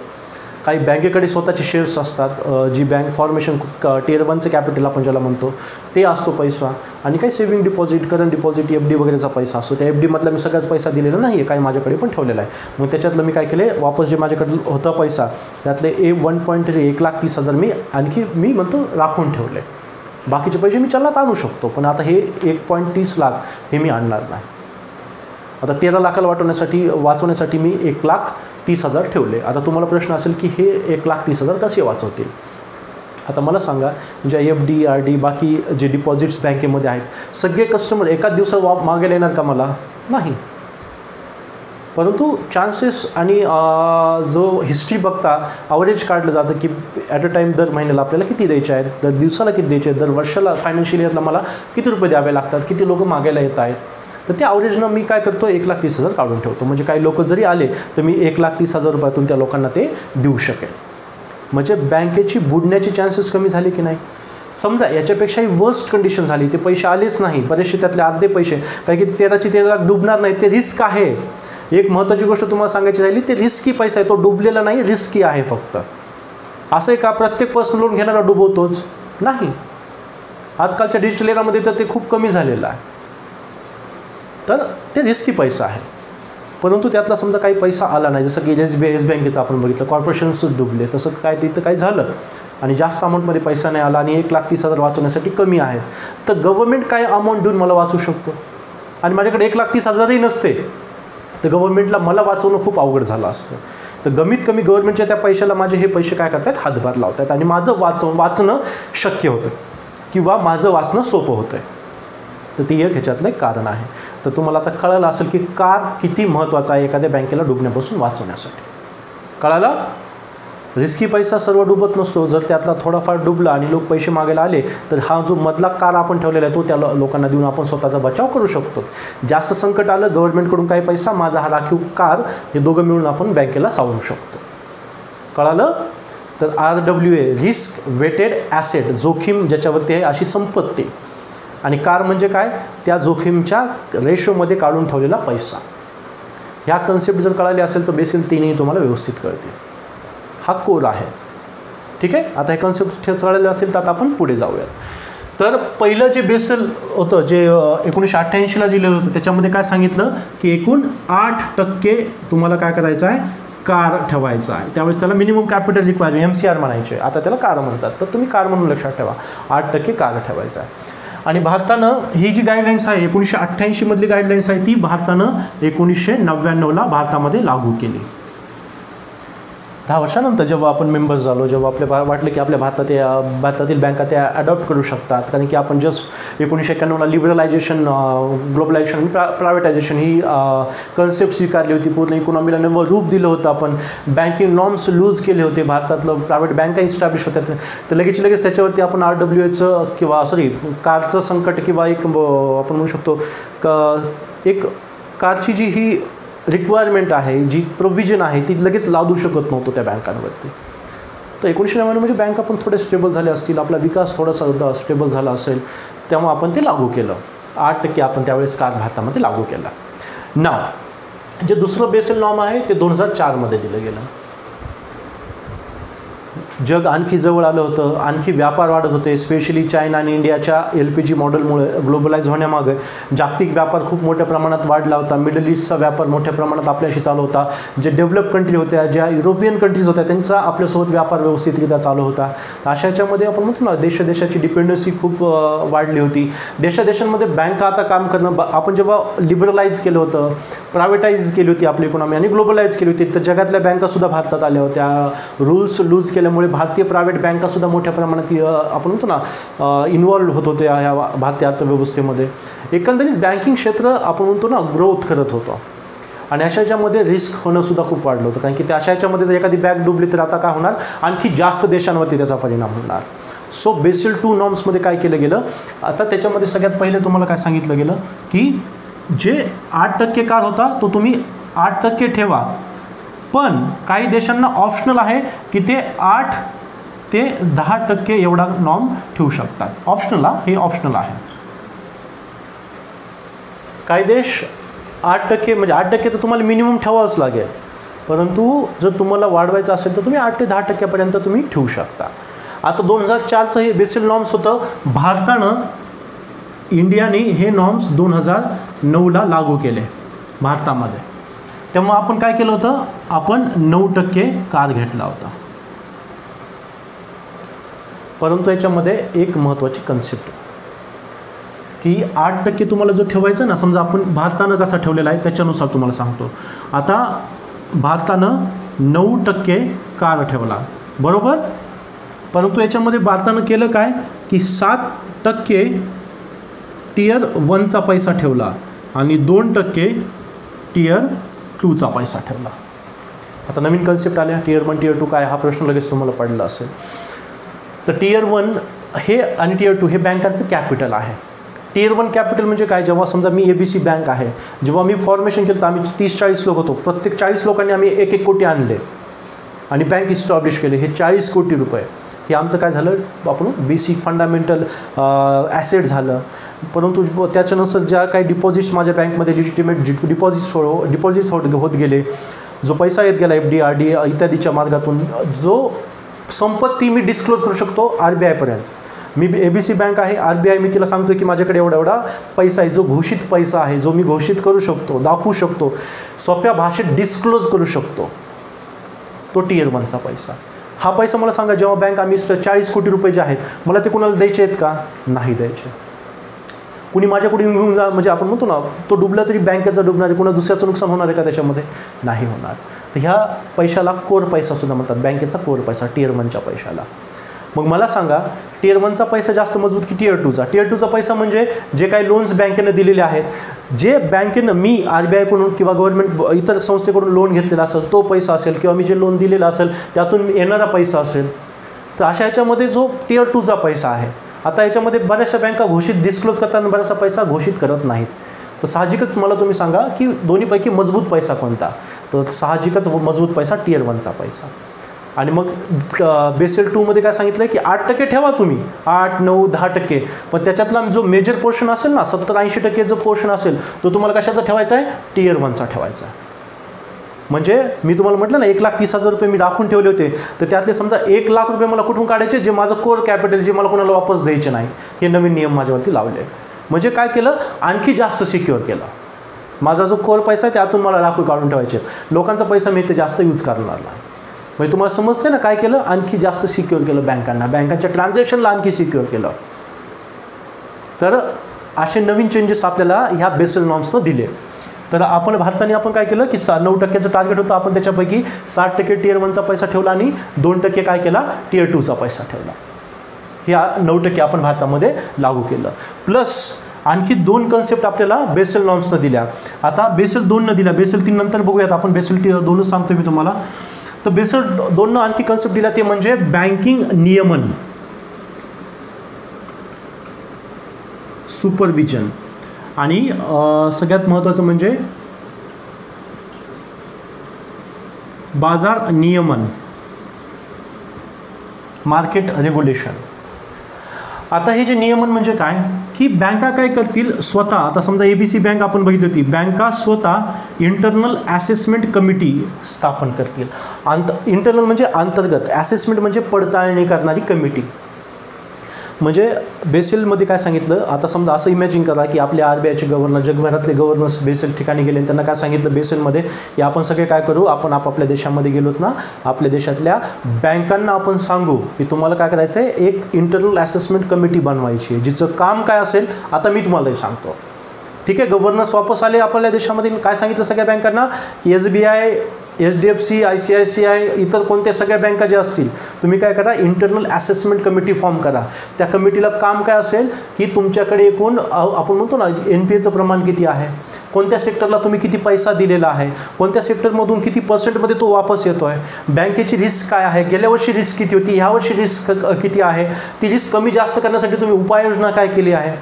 म्हणजे मी RBI आहे, माझं काम तर आहे तुम्हाला चेक करण्याचं, पण माझ्याकडे येण्याच्या आधी तुम्ही स्वतःही चेक करा ना, इंटरनल असेसमेंट करा, तेव्हा तुम्हाला कळेल की तुमची पॉलिसी किती इतपत योग्य आहे, कितपर्यंत चुकत आहे, काय तुम्ही केलं पाहिजे. म्हणजे एक स्टेप पुढे राहण्यासाठी बँकांनी, तर आज प्रत्येक बँकांनी हे फॉर्म केलेलं आहे. याच्यामध्ये तपासलं जातं की बँकांकडे किती NPAचं प्रमाण आहे, कसं त्यातून बाहेर पडायचं आहे, गेल्या वर्षी प्रमाण किती होतं, आपल्या पॉलिसीचा किती परिणाम झालेला आहे, RBIच्या धोरणाचा किती परिणाम झाला, या सगळ्यांची इन्फॉर्मेशन त्यातून कळते.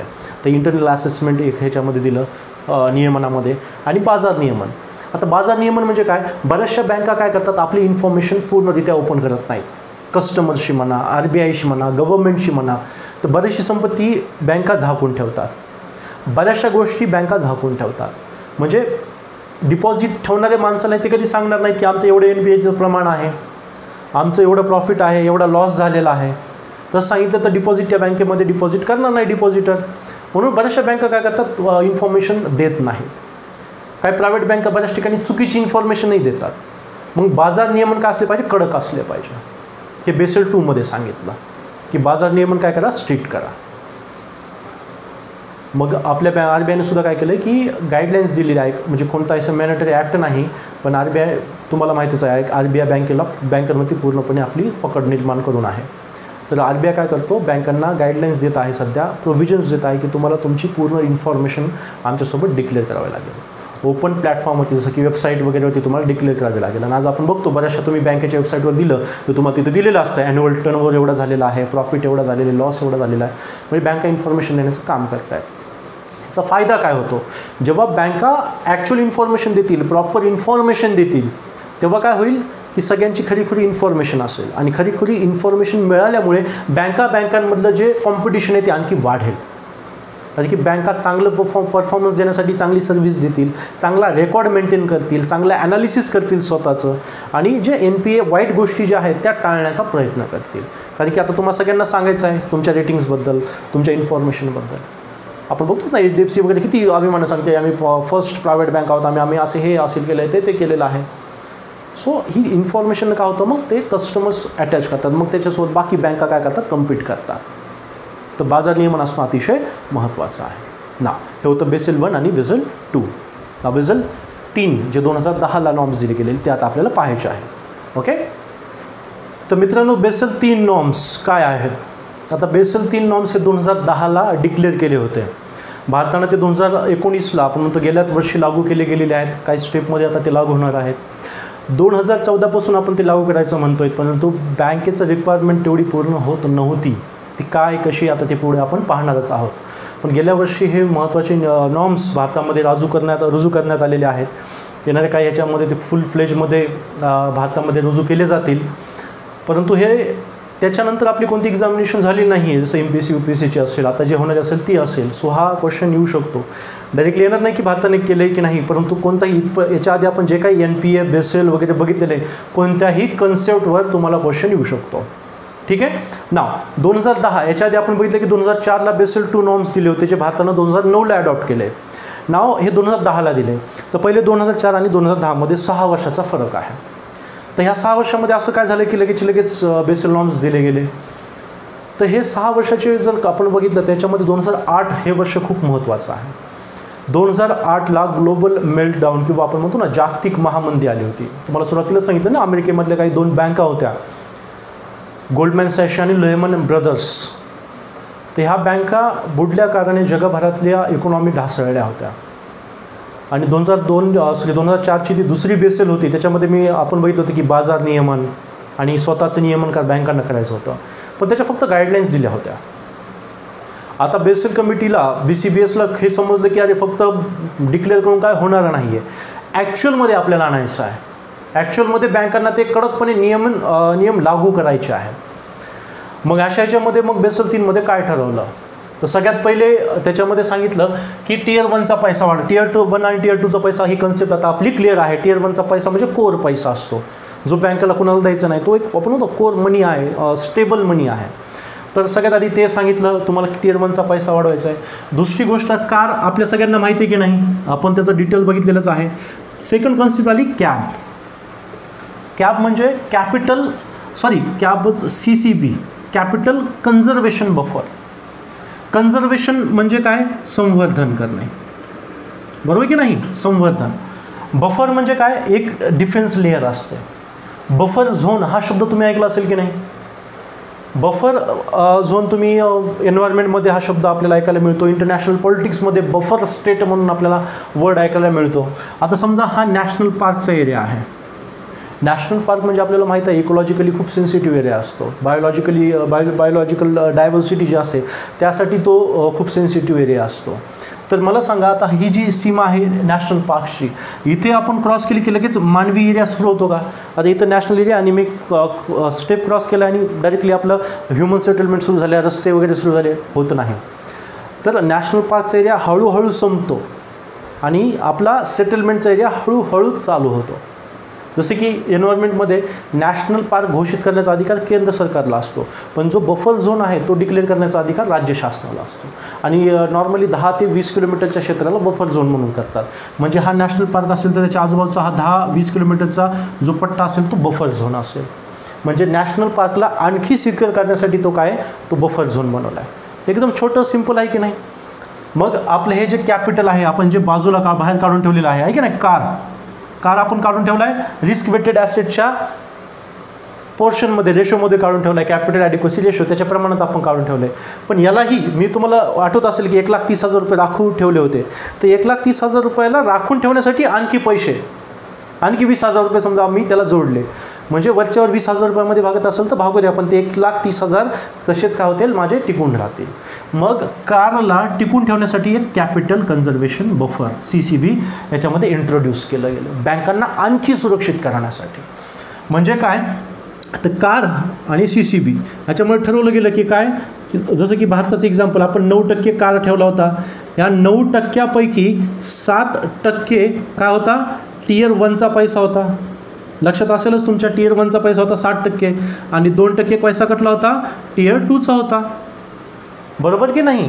कार 9% होता आणि मग ह्या 9%ला प्रोटेक्ट करण्यासाठी CCB आणखी 2.5% काय केला, इंट्रोड्यूस केला. आणि भारतानं सुद्धा तो मान्य, म्हणजे सगळ्या सदस्य देशांना तो आता सध्या काय मान्य आहे. म्हणजे 9% कार, त्याच्यापैकी 60% Tier 1, 2% Tier 2 आहे. हे 9% तर ठेवायचंच आहे तुम्हाला, प्लस हे 9% आणि हे 2.5% तुम्हाला ठेवायचं आहे. इकडे तुम्हाला थोडं मोकळ्याच्यामध्ये सांगतो की एकूण आपल्याला किती ठेवायचं आहे, 11.5%. त्याच्यापैकी 9% हा काय आहे, कार आहे. CAR कॅपिटल ॲडिक्वसी रेशो आहे, तो रिस्क वेटेड ॲसेटच्या प्रमाणामध्ये आपण 9% ठेवलेला आहे. या 9%मधला 7% Tier 1चा पैसा आणि 2% Tier 2चा पैसा. क्लिअर. नाव CCB पण ठेवायचा आहे आपल्याला, तो किती आहे, एकूण 2.5% आहे. आणि हा कशाचा असेल, प्युअर टियर 1चा असेल. म्हणजे बघा टियर 1चं प्रमाण वाढले की नाही, इथे तर 60% ठेवायचंच आहे. प्लस CCB जो ठेवणार आहे, मी जे 1,30,000 ठेवले होते त्याच्यातले 1,00,000 रुपये टियर 1चा पैसा होता, मजबूत पैसा. 30,000 रुपये एक्स्ट्रा पैसा होता बाकीचा, मी ते 1,30,000 रुपये राखून ठेवले. या 1,30,000 रुपयाला आणखी जपून ठेवायचं आहे मला. समजा कुणी पैसे मागायला आले आणि ते 20,000 रुपये मागतायत, 10,000 रुपये मागतायत, तर मला RBIने काय सांगितलं की बाबा 2.5% आणखी राखीव ठेव. म्हणजे 20,000 रुपये मी आणखी राखीव ठेवले, 20-22,000 रुपये. म्हणजे मी काय करणार, इथलं येतच ते मिटून घेणार, म्हणजे हे पैसे सिक्युअर राहतील. एक conservation buffer, capital conservation buffer.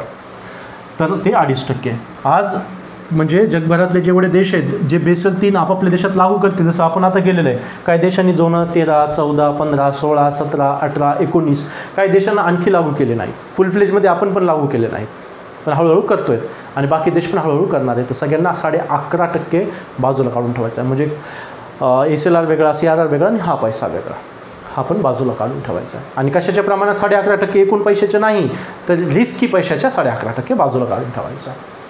ठीक आहे. नाव ही एक बदल केला गेला. सेकंड थिंग म्हणजे जे आपण दुसऱ्याच्यामध्ये बघितलं होतं की नियमन तुम्हाला हे करायचं आहे, जोखीमेचे कायद्यानुसार व्यवस्थापन, लीगल. सांगून काय होणार आहे का, नाही होणार, मग लीगल. आणि तुम्ही बघत असाल की गेल्या वर्षी 2019मध्ये आपण FRDI ॲक्ट तुम्ही बघितलं असेल, FRDI बिल हे तुम्ही शब्द खूप वेळेस ऐकला असेल. IBC ॲक्ट तुम्ही खूप वेळेस ऐकलं असेल. नसेल ऐकलं तर मी ते तुम्हाला सांगतो, याचं डिटेल तुम्ही PIB वरून करू शकता किंवा याच्यानंतर मी सेपरेट लेक्चर घेईलच. FRDI आणि IBC act. Okay. Financial resolution and deposit insurance act. Okay. Finance resolution and deposit insurance act आणि IBC म्हणजे इन्सॉल्व्हन्सी अँड बँकरप्सी कोड. हे 2 नवीन कायदे आपण भारतीय सिस्टममध्ये आणलेले आहेत. खास बँकेची जी NPA वाढतं NPA आहे, बँका बँकरप्ट होत आहेत, त्यांना वाचवण्यासाठी हे ॲक्ट आणलेले आहेत. आणि याच्यामध्ये बऱ्याचशा आपण चेंजेस केलेले आहेत. जसं की आता बँक जर बँकरप्ट होत असतील तर लोकांना पैसा भेटणार नाही. समजा माझं एखाद्या बँकेमध्ये अकाउंट आहे आणि त्या बँकेमध्ये माझे 50 लाख रुपये आहेत आणि ती बँक बुडाली तर मला 50 लाख रुपये मिळणार नाहीत, मला जास्तीत जास्त 1 लाख रुपये मिळतील. ह्या ॲक्टमध्ये सांगितलेलं आहे. म्हणजे बँकांना सिक्युअर करण्यासाठी ॲक्ट बनले, कायद्यानुसार ॲक्ट बनले. मी तुम्हाला सांगितले फक्त एक तरतूद आहे. आर्क स्थापन होणार आहेत, ARC ज्याला आपण म्हणतो ॲसेट रिकन्स्ट्रक्शन कंपनी, त्याच्यावर सुद्धा क्वेश्चन येऊन गेलेला आहे. हे आर्क म्हणजे काय असणार आहे, समजा मी बँक आहे, मी एखाद्याला होम लोन दिलेलं आहे 20 लाख रुपये. आता मला माहिती आहे मी बँक आहे, मला घर विकण्याची एक्सपर्टाईज माझ्यामध्ये नाही आहे. मग आता काही आर्क ॲसेट रिकन्स्ट्रक्शन या संपत्तीला पुन्हा कन्स्ट्रक्ट करणाऱ्या कंपनी, जसं की रिलायन्सची आहे पण सध्या, ते आर्क आता फॉर्म होत आहेत. तर मी काय म्हणेल त्या आर्कला की अरे 20 लाख रुपयाची प्रॉपर्टी आहे, मला 20 लाख रुपये द्या आणि मी माझं कर्ज वाचेल की नाही.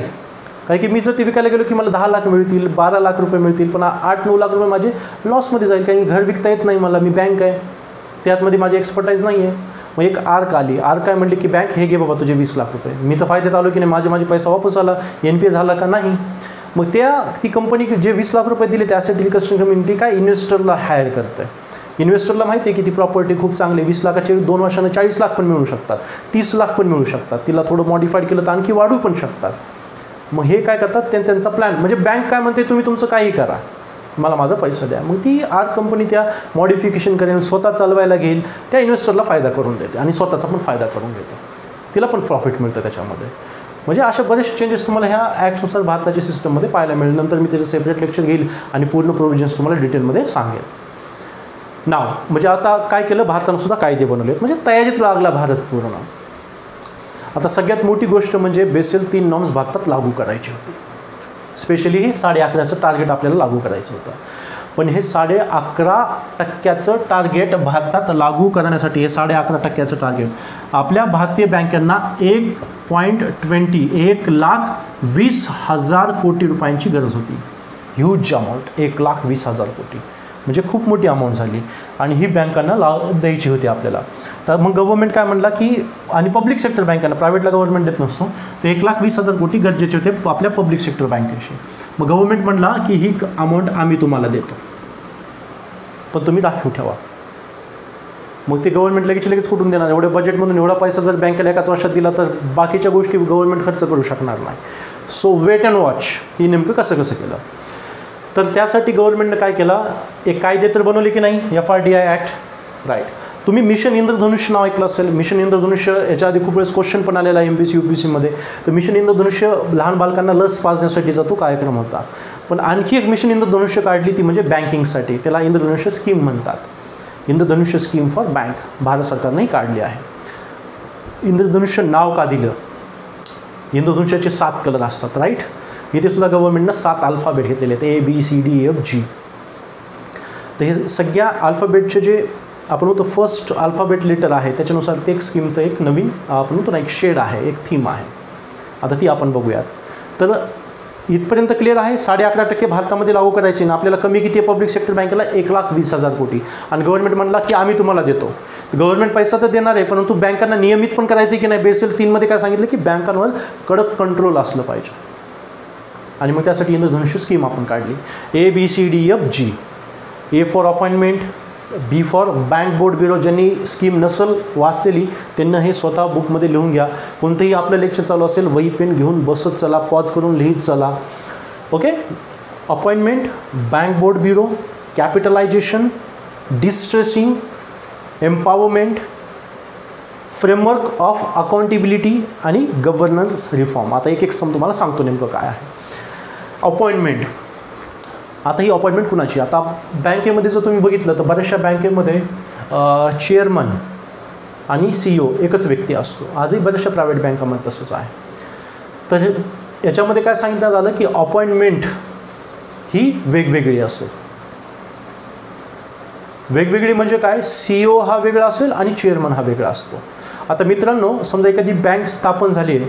आता मी म्हटलं की मी एक बँक आहे ना, आम्ही 40 लोकांनी 1-1 कोटी देऊन ही बँक स्थापन केली. तर हे 1-1 कोटीवाले काय झाले? शेअर होल्डर्स झाले, राईट. आणि या सगळ्या शेअर होल्डरचा एक प्रमुख असतो, तो असतो चेअरमन. तो कोणाचं हित बघणार? या शेअर होल्डर्सला, त्यांना किती फायदा होतो काय, बरोबर की नाही. आणि दुसरीकडे CEOचं काम काय असतं? जे डिपॉझिट, जे कस्टमर आहे ज्यांनी लोन घेतलेले, जे डिपॉझिट ठेवत आहेत त्या ग्राहकांचं आपण म्हणतो मॅनेजमेंट करणं, ॲडमिनिस्ट्रेशन चालवणं आणि बँकेचा फायदा करणं. मग दोघं एकच व्यक्ती असेल तर तो व्यवस्थित काम करू शकेल का? स्वतःचा फायदा जास्त बघेल. कन्झ्युमर इंटरेस्ट किंवा जे सोशल इंटरेस्ट आहे त्याच्याकडे त्याचं दुर्लक्ष असेल. मग अपॉइंटमेंटमध्ये काय ठरवलं? CEOची पोस्ट वेगळी असेल आणि चेअरमनची पोस्ट वेगळी असेल. तर अपॉइंटमेंटमध्ये हा बदल केला. A for appointment. B for bank board bureau. पूर्वीची CEOची अपॉइंटमेंट असायची ना, तो सेंट्रल गव्हर्नमेंट करायचा. इंडायरेक्ट RBIद्वारे व्हायचं, पण तरुण आपण म्हणतो ना कोणाचं ज्याच्यावर वर्चस्व होतं तर सेंट्रल गव्हर्नमेंट हवे त्या व्यक्तीची अपॉइंटमेंट करायचं. आता बँक बोर्ड ब्युरो आणलेला आहे. याची पूर्ण डिटेल मी तुम्हाला RBIच्या लेक्चरमध्ये दिलेलीच आहे. तुम्ही ती पाहू शकता RBIचं लेक्चर. त्याच्यामध्ये काय केलं? 3 सदस्य RBIचे, 3 सदस्य गव्हर्नमेंटचे. आणि ते मिळून काय करतात? अपॉइंटमेंट करतात. म्हणजे एक लोकशाही मार्गाने निवड होते. म्हणजे ज्याचं सरकार आहे त्याच्या मनात कोणत्याही व्यक्तीला आलं कोणालाही बसवलं असं होणार नाही. प्लस अपॉइंटमेंटमध्ये आणखी एक सांगायचं राहिलं ते म्हणजे प्रायव्हेट व्यक्तीची सुद्धा अपॉइंटमेंट होऊ शकते. म्हणजे एखादा व्यक्ती प्रायव्हेट बँकेमध्ये विविध पदावर होता, पण त्याचा रेकॉर्ड खूप छान आहे, एक्सपर्ट आहे, तो इकॉनॉमिक एक्सपर्ट आहे, त्याचे अंदाज खरे ठरत आहेत, तो इकॉनॉमीमध्ये त्यानं बरंचसं योगदान दिलेलं आहे, पण तो प्रायव्हेटमध्ये होता. तर गव्हर्नमेंट A फॉर अपॉइंटमेंटमध्ये म्हणजे काय सांगितलं की त्या प्रायव्हेट व्यक्तीची सुद्धा पब्लिक सेक्टर बँकेमध्ये CEO म्हणून नियुक्ती करू शकते. आणि ती नियुक्ती कशाद्वारे होणार? बँक बोर्ड ब्युरो मार्फत होणार. A, B. Now C for capitalisation. Capitalisation 1,20,000 कोटी द्यायचे का नाही बँकांना, आणि गव्हर्नमेंट एका वर्षात देणार का मग तो पैसा? नाही. तर आता त्यासाठी गव्हर्नमेंटने काय केलं? लक्ष द्या, व्यवस्थित लक्ष द्या. तर सगळ्यात आधी काय केलं? याच्यामध्ये तुम्हाला इयर्स लक्षात ठेवायचे, ती इयर्स. तर सगळ्यात आधी 2015-16, देन 2016-17, देन 2017-18 आणि 2018-19 गेल्या वर्षी संपलं. त्याच्यामध्ये पहिल्या वर्षी म्हणजे 15-16ला गव्हर्नमेंटनं 25,000 करोड रुपये दिले. 16-17मध्ये 25,000 करोड दिले, की झाले 50,000 करोड. 2017-18ला 10,000 करोड रुपये दिले आणि सगळ्यात शेवटी लास्ट वर्षी किती दिले? 10,000 कोटी. म्हणजे एकूण किती? सरकारनं आत्तापर्यंत 70,000 कोटी कोणाला दिलेत? बँकांना दिलेत कॅश. पण बँकांना कमी कितीची होती? 1,20,000 कोटीची. तर गव्हर्नमेंटने हे कशानुसार दिलेत? कॅश गव्हर्नमेंटने स्वतः बजेटीय तरतूद करून हे दिलेत. आणि उरलेले 50,000 कोटी 70 बरोबर 50,000 कोटी गव्हर्नमेंट काय करतोय डिसइन्व्हेस्टमेंटनुसार देणार आहे. म्हणजे गव्हर्नमेंटची जी मालकी आहे ना पब्लिक सेक्टर बँकमधली ती काहीशी कमी करून गव्हर्नमेंट पैसा कमी करणार. म्हणजे पैसा कोणाचा येणार प्रायव्हेट सेक्टरचा येणार. म्हणजे तेवढीच ॲडिशनल अमाऊंट येणार आणि ॲडिशनल अमाऊंट त्यातून भरून काढणार 50,000 कोटी. इन शॉर्ट 1,20,000 कोटी गव्हर्नमेंट देतोय by capitalisation. D for distress. एखाद्याला स्ट्रेस देणं किंवा स्ट्रेस घेणं म्हणजे ताण घेणं आणि डिस्ट्रेस म्हणजे ताण कमी करणं. आता बँकेवरचा ताण किंवा NPA बँकेवरचा सगळ्यात महत्त्वाचा ताण काय आहे NPA. मग हा NPA कमी कसा करायचा आहे. समजा मी एक बँक आहे आणि मी एखाद्या कंपनीला मोठा एक डॅश डेव्हलपर्स म्हणून कंपनी आहे त्या डेव्हलपर्सला मी पैसे दिले खूप मोठी अमाऊंट. पण त्या डेव्हलपर्सचे बरेचसे प्रोजेक्ट पेंडिंग आहेत. गव्हर्नमेंट त्याला हेच करत नाही सँक्शनच करत नाही आणि गव्हर्नमेंट सँक्शन करणार नाही प्रोजेक्ट बनणार नाही प्रोजेक्ट विकणार नाही मला पैसे भेटणार का नाही NPA वाढत राहणार. तर गव्हर्नमेंट काय म्हणणार की गव्हर्नमेंट काय म्हणते आम्ही डिस्ट्रेस करत आहोत. डिस्ट्रेस मीन्स व्हॉट की आम्ही हे असे जे प्रलंबित प्रोजेक्ट असतील मग ते पब्लिक असतील किंवा प्रायव्हेट असतील होईल तेवढं त्यांना काय करणार आम्ही जर लेजिटिमेट असतील तर गव्हर्नमेंट कोणते सँक्शन करत नाही तर आम्ही त्याला होईल तेवढं काय करणार लवकरात लवकर सँक्शन करणार जेणेकरून ते प्रोजेक्ट वेळेवर बनतील आणि बँकेला वेळेवर पैसा वापस मिळेल. Means distressing. तर डिस्ट्रेसिंगमध्ये बँकेवरचा ताण कमी केला जाणार. E for empowerment. इम्पॉवरमेंट म्हणजे काय की बँकांना सक्षम करणार. सक्षम म्हणजे काय बँक स्वतःचे एम्प्लॉई स्वतः निवडू शकतील. त्यांचं बँकांना बरंचसं स्वातंत्र्य देण्यात आलेलं आहे की कशा प्रकारे कामकाज झालं. म्हणजे RBI डेली वर्क्समध्ये त्यांच्यामध्ये इन्व्हॉल्वमेंट करणार नाही. गव्हर्नमेंट त्यांच्या डेली वर्क्समध्ये इन्व्हॉल्वमेंट करणार नाही. बँका स्वतःचं शासन स्वतः व्यवस्थित करतील चालवतील. तर अशा याच्यामध्ये आपण म्हणतो की इम्पॉवरमेंट बँकांना स्वतःचे निर्णय देण्यासाठी एक आपण ताकद दिली गेली. स्पेशली रिक्रुटमेंटमध्ये ताकद दिली गेली आहे. तर आज आपण बघतो IBPS खास बँकिंगची रिक्रुटमेंट करते. SBIचा ज्यावेळी स्वतः SBI काढतो म्हणजे गव्हर्नमेंट RBI वगैरे त्याच्यामध्ये जास्त इन्व्हॉल्वमेंट करत नाही. ते इम्पॉवरमेंटसाठी. F for framework of accountability. आता ह्याच्यामध्ये तुम्हाला सांगितलं होतं बाजार नियमन आहेत. अकाउंटेबिलिटी म्हणजे जिम्मेदारी. बँकाची आपल्याप्रती जिम्मेदारी आहे सरकारप्रती जिम्मेदारी आहे. तर बँक आता होईल तेवढं काय करणार आपली आकडेवारी घोषित करणार. जे आपण बेसल 2 मध्ये बघितलं होतं पण त्याच्या फक्त घोषित होती. आता ते करायचंच आहे बँकांना. आकडेवारी घोषित करणार पब्लिक प्लॅटफॉर्मवरती जसं वेबसाईट वगैरे असतील ओपन प्लॅटफॉर्म असतील त्याच्यावरती तो डिस्क्लोज करणार ज्याच्यानुसार लोकांना कळेल त्या बँकेची काय हिस्ट्री आहे कशी ती बँक चालू आहे. नाव F झाल्यानंतर लास्ट आहे G फॉर गव्हर्नन्स रिफॉर्म किंवा ह्याला सोप्या भाषेत आपण काय म्हणू ज्ञान संगम. हा वर्ड तुम्ही ऐकलाच असेल. DD न्यूज चॅनल किंवा DD दूरदर्शन पाहत असाल तिथे तुम्ही बघितलं असेल ज्ञान संगम. ज्ञान संगम ही एक ॲन्युअल मीटिंग आहे. ज्ञान म्हणजे नॉलेज संगम म्हणजे मिलाफ. नद्यांचा संगम म्हणजे 4-5 नद्या एकत्र येतात बरोबर. नॉलेजचा संगम म्हणजे खूप सारे नॉलेजवाले लोक एका ठिकाणी एका छताखाली येत असतील. तर ज्ञान संगम एक असा प्लॅटफॉर्म आहे एक अशी मीटिंग आहे की वर्षातल्या ठराविक ह्या मीटिंगला RBIचे लोक कमर्शियल बँक असतील कॉपरेटिव्ह बँक्स असतील म्हणजे बँकिंग क्षेत्रातील लोक RBIचे लोक गव्हर्नमेंटचे लोक इकॉनॉमिक एक्सपर्ट विविध क्षेत्रातील लोक हे सगळे एका छताखाली येणार. मीडिया वगैरे सगळं म्हणजे एका छताखाली गव्हर्नमेंट पण आहे RBI पण आहे बँका पण आहेत सिव्हिल सोसायटीचे मेंबर्स पण आहेत विविध क्षेत्राचे प्रमुख पण आहे इकॉनॉमिस्ट पण आहेत आणि सगळे एकमेकांना आपलं नॉलेज शेअर करणार. RBI काय करत आहे बँकांनी कसं राहिलं पाहिजे बँकाच्या कंडिशन काय बँका स्वतः मांडणार इकॉनॉमिक एक्सपर्ट काय म्हणत आहेत लोकांचे प्रतिनिधी काय म्हणत आहेत गव्हर्नमेंट काय म्हणतं हे सगळं एका ठिकाणी होणार जेणेकरून काय करणार एक फ्रेमवर्क बनणार बँकांसाठी. तर ही होती इंद्रधनुष्य स्कीम आणि ह्या इंद्रधनुष्य स्कीमनुसार आपण बेसल 3 नॉर्म्स भारतामध्ये लागू करणार आहोत. ते होते बेसल 3 नॉर्म्स. मित्रांनो या सगळ्या लेक्चरमध्ये आपण पाहिलं की बेसल नॉर्म्स काय आहेत NPA काय आहे कशा प्रकारे ते लागू केलं गेलं आहे. ह्या सगळ्या ज्या मॉडर्न कन्सेप्ट्स आहेत ज्या एक्झाममध्ये आत्तापर्यंत खूप वेळेस विचारल्या गेलेल्या आहेत आणि इथून पुढेही विचारले जाण्याचे खूप सारे काय आहेत चान्सेस आहेत. तर ह्या आपल्या विशिष्ट होप आहे की तुमच्या सगळ्या क्लिअर झाल्या असतील. नसतील होत क्लिअर तर मला कमेंटमध्ये कळवा मी तिथेही सॉल्व करण्याचा प्रयत्न करेन. स्क्रीनवरती तुम्हाला माझं नाव नंबर येत असेल तिथे तुम्ही मला संपर्क साधू शकता. काही वेळ मी बाहेर लेक्चर्स देण्यामध्येही खूप बिझी असतो त्यावेळेस मी तुमचे फोन किंवा मेसेज अटेंड करू शकणार नाही परंतु नक्कीच मला जेव्हा वेळ मिळेल मी तुमचे मेसेज वगैरे अटेंड करेलच. तुम्ही मला व्हॉट्सअप किंवा टेक्स्ट मेसेज कॉलही करू शकता. तर मित्रांनो लवकरच आपल्याला बाकी सेशनही चालू करायचे ज्याच्यामध्ये आता येणाऱ्या सेशनमध्ये आपण करन्सी इन्फ्लेशन डिफ्लेशन ह्या कन्सेप्ट आहेत ज्या आपल्यासाठी खूप इम्पॉर्टंट आहेत त्या पाहणार आहोत. पॉलिटीची सिरीज आपल्याला चालू करायची आहे. पॉलिटीमध्ये आता येणारं लेक्चर अतिशय महत्त्वाचं असणार आहे ते म्हणजे फंडामेंटल राईट. त्या लेक्चरला कोणीही चुकूनही मिस करू नका. फंडामेंटल राईट डिटेलमध्ये टाकणार आहे. ते एक असं लेक्चर आहे तुम्हाला 30-40 मार्क्स फक्त ते देऊ शकतो. स्पेशली UPSCमध्ये तर खूप जास्त मार्क्स. सो त्या लेक्चरला कधीही मिस करा. प्री मेन्स इंटरव्ह्यूच्या हिशोबाने आपल्याला ते पूर्ण करायचं आहे. ते पण काही दिवसात मी येणार आहे, 2-4 दिवसामध्ये ते अपलोड करेलच. तर मित्रांनो, आज आपण इथेच थांबतो आहोत. घरी थांबा, व्यवस्थित थांबा, सिक्युअर राहा, इतरांनाही घरी थांबायला सांगा, सिक्युअर व्हायला थांबा. या प्रशासनाची, पोलीस प्रशासनाची, सगळ्यांना ह्या आरोग्य सेवा जी आपल्याला देत आहे त्या सगळ्यांची मदत आपण घर बसल्या करू शकतो, तर ती आपण केलीच पाहिजे. तर लवकरच भेटू नवीन सत्रामध्ये. तोपर्यंत जय हिंद, जय भारत.